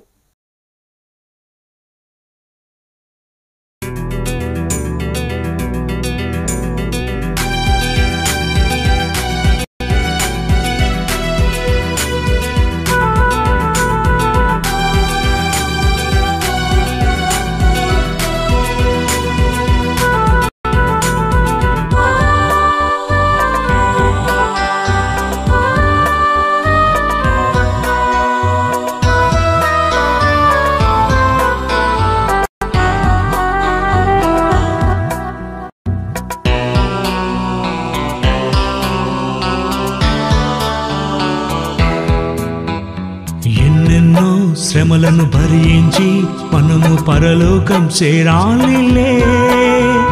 క్రైస్తవుడైనందుకు బాధని తెలిసి బాధనుభవించాలిలే. సుఖమే లేదు ఈ జగతిలో, సుఖపడలేదు యేసు తన బ్రతుకులో. మన కోసం యేసు ఆ సిలువలో బలి అయినాడు, యేసు కల్వరిపై మరణించి లేచాడని ప్రకటించు ఓ సోదరా. అపవాదిని ఓడించి గెలవాలి ఓ సోదరా. ఎన్నెన్నో శ్రమలను భరించి మనము పరలోకం చేరాలిలే. క్రైస్తవుడైనందుకు బాధని తెలిసి బాధనుభవించాలిలే.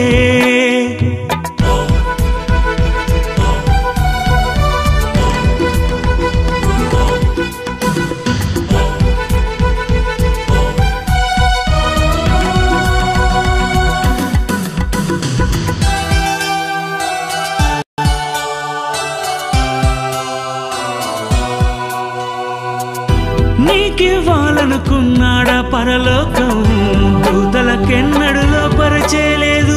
పరలోకం పొందాలని పోరాటం చేసి దయ్యంగా మారింది ఒక దూత నీ కోసమే. నీకివ్వాలనుకున్నాడా పరలోకం, దూతలకెన్నడూ లోపరచేలేదు. పరలోకం పొందాలని పోరాటం చేసి దయ్యంగా మారింది ఒక దూత నీ కోసమే. పడద్రోయబడెను ఈ భూమిపై, బహుక్రోధంగా వచ్చాడు నీపై.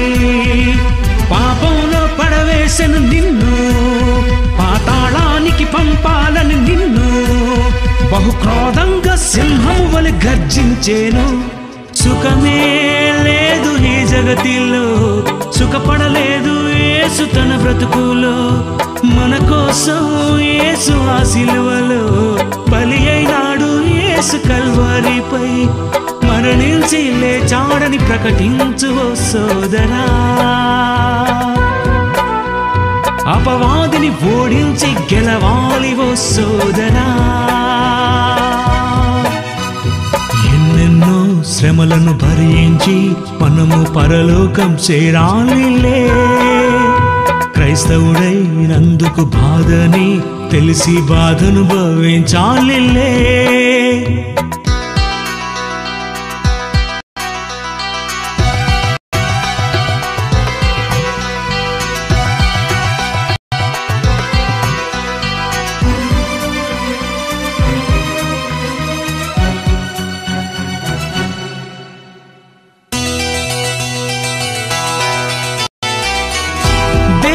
నమ్మి హింసలు పొందారు, హతసాక్షులుగా సాక్ష్యం పొందారు. పరదేశులో ఉన్నారు, ఎదురు చూస్తున్నారు, పరలోకం పొందాలని ఉన్నారు మన కోసమే. దేవుని నమ్మి హింసలు పొందారు, హతసాక్షులుగా సాక్ష్యం పొందారు. పరదేశులో ఉన్నారు, ఎదురు చూస్తున్నారు, పరలోకం పొందాలని ఉన్నారు మన కోసమే. రంపములతో కోయబడినారు, కొరడాలతో కొట్టబడినారు. దేవునికై ప్రాణాలిచ్చారు, చావైతేనే లాభం అన్నారు. బహుక్రూరంగా శ్రమ పొంది మృతి నొందారు.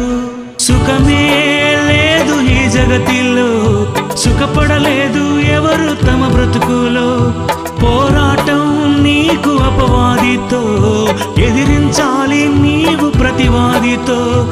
పరలోకం పొందాలని ప్రకటించు ఓ సోదరా. అపవాదిని ఓడించి గెలవాలి ఓ సోదరా.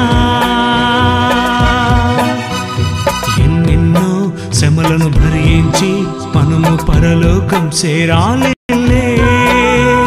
క్రైస్తవుడైనందుకు బాధని తెలిసి బాధనుభవించాలిలే. సుఖమే లేదు ఈ జగతిలో, సుఖపడలేదు యేసు తన బ్రతుకులో. మన కోసం యేసు ఆ సిలువలో బలి అయినాడు, యేసు కల్వరిపై మరణించి లేచాడని ప్రకటించు ఓ సోదరా. అపవాదిని ఓడించి గెలవాలి ఓ సోదరా. ఎన్నెన్నో శ్రమలను భరించి మనము పరలోకం చేరాలిలే. క్రైస్తవుడైనందుకు బాధని తెలిసి బాధను భవించాలిలే.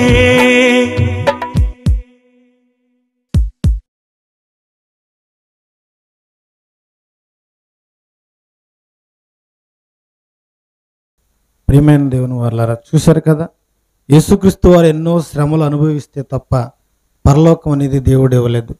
ఈ భూమి మీద ఏ శ్రమ అనుభవించకుండా నాకు అన్ని సుఖాలే కావాలి, మేలులు జరగాలని ఆశపడి క్రైస్తవుని వెంబడిస్తున్న మనకు పరలోకం అంత ఈజీగా వస్తుందంటారా? కాబట్టి ఇక మీదటైనా యేసుక్రీస్తు ప్రతిదినము తన జీవితంలో ఎలాగైతే శ్రమను అనుభవించాడో మనం కూడా స్వార్థ ప్రకటనకు వెళ్ళినప్పుడు ఎన్నో శ్రమలు అనుభవించి పరలోకానికి వారసులు కావాలని తెలియజేస్తూ ఈ మాటలు ముగిస్తున్నాం. ప్రార్థన చేసుకుందాం. ప్రేమ కలిగిన తండ్రి, దయ కలిగిన దేవ, ప్రతి విషయంలో తండ్రి మీ ప్రియకుమారుడైన యేసుక్రీస్తు ద్వారా మాకు మాదిరినైనా ఇదిగో తండ్రి, ఆచారాలు నేర్చుకుంటున్న ఈ మనుషులు తండ్రి మీ కుమారుడు చెప్పిన ఆజ్ఞలు పాటించక తండ్రి మీకు అవిధేయులుగా మారిపోతున్నారు. అలాంటి సమాజాన్ని తండ్రి సంస్కరించడానికి 2 దినాల సభలనైనా ఏర్పాటు చేసిన మీ బిడ్డలను జ్ఞాపకం చేసుకునండి. వారి కుటుంబాన్ని జ్ఞాపకం చేసుకోనండి. వారికి అండగా నిలిచిన సంఘాన్ని జ్ఞాపకం చేసుకోనండి. వారు చేస్తున్న ప్రతి విధమైన పనుల్లో తోడుగా ఉండండి. ఆయుర ఆరోగ్యములు దయచేయండి. మీ పిల్లలు చేస్తున్న ప్రయాణంలో తోడుగా ఉండండి.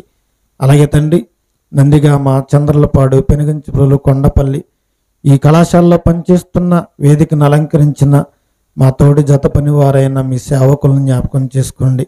వారి సంఘాలను, వారి పరిచర్యను విస్తరింప చేయండి. ఆయుర ఆరోగ్యములు దయచేయండి తండ్రి. అనేక ప్రాంతాల నుంచి వచ్చిన మీ బిడ్డలను జ్ఞాపకం చేసుకునండి.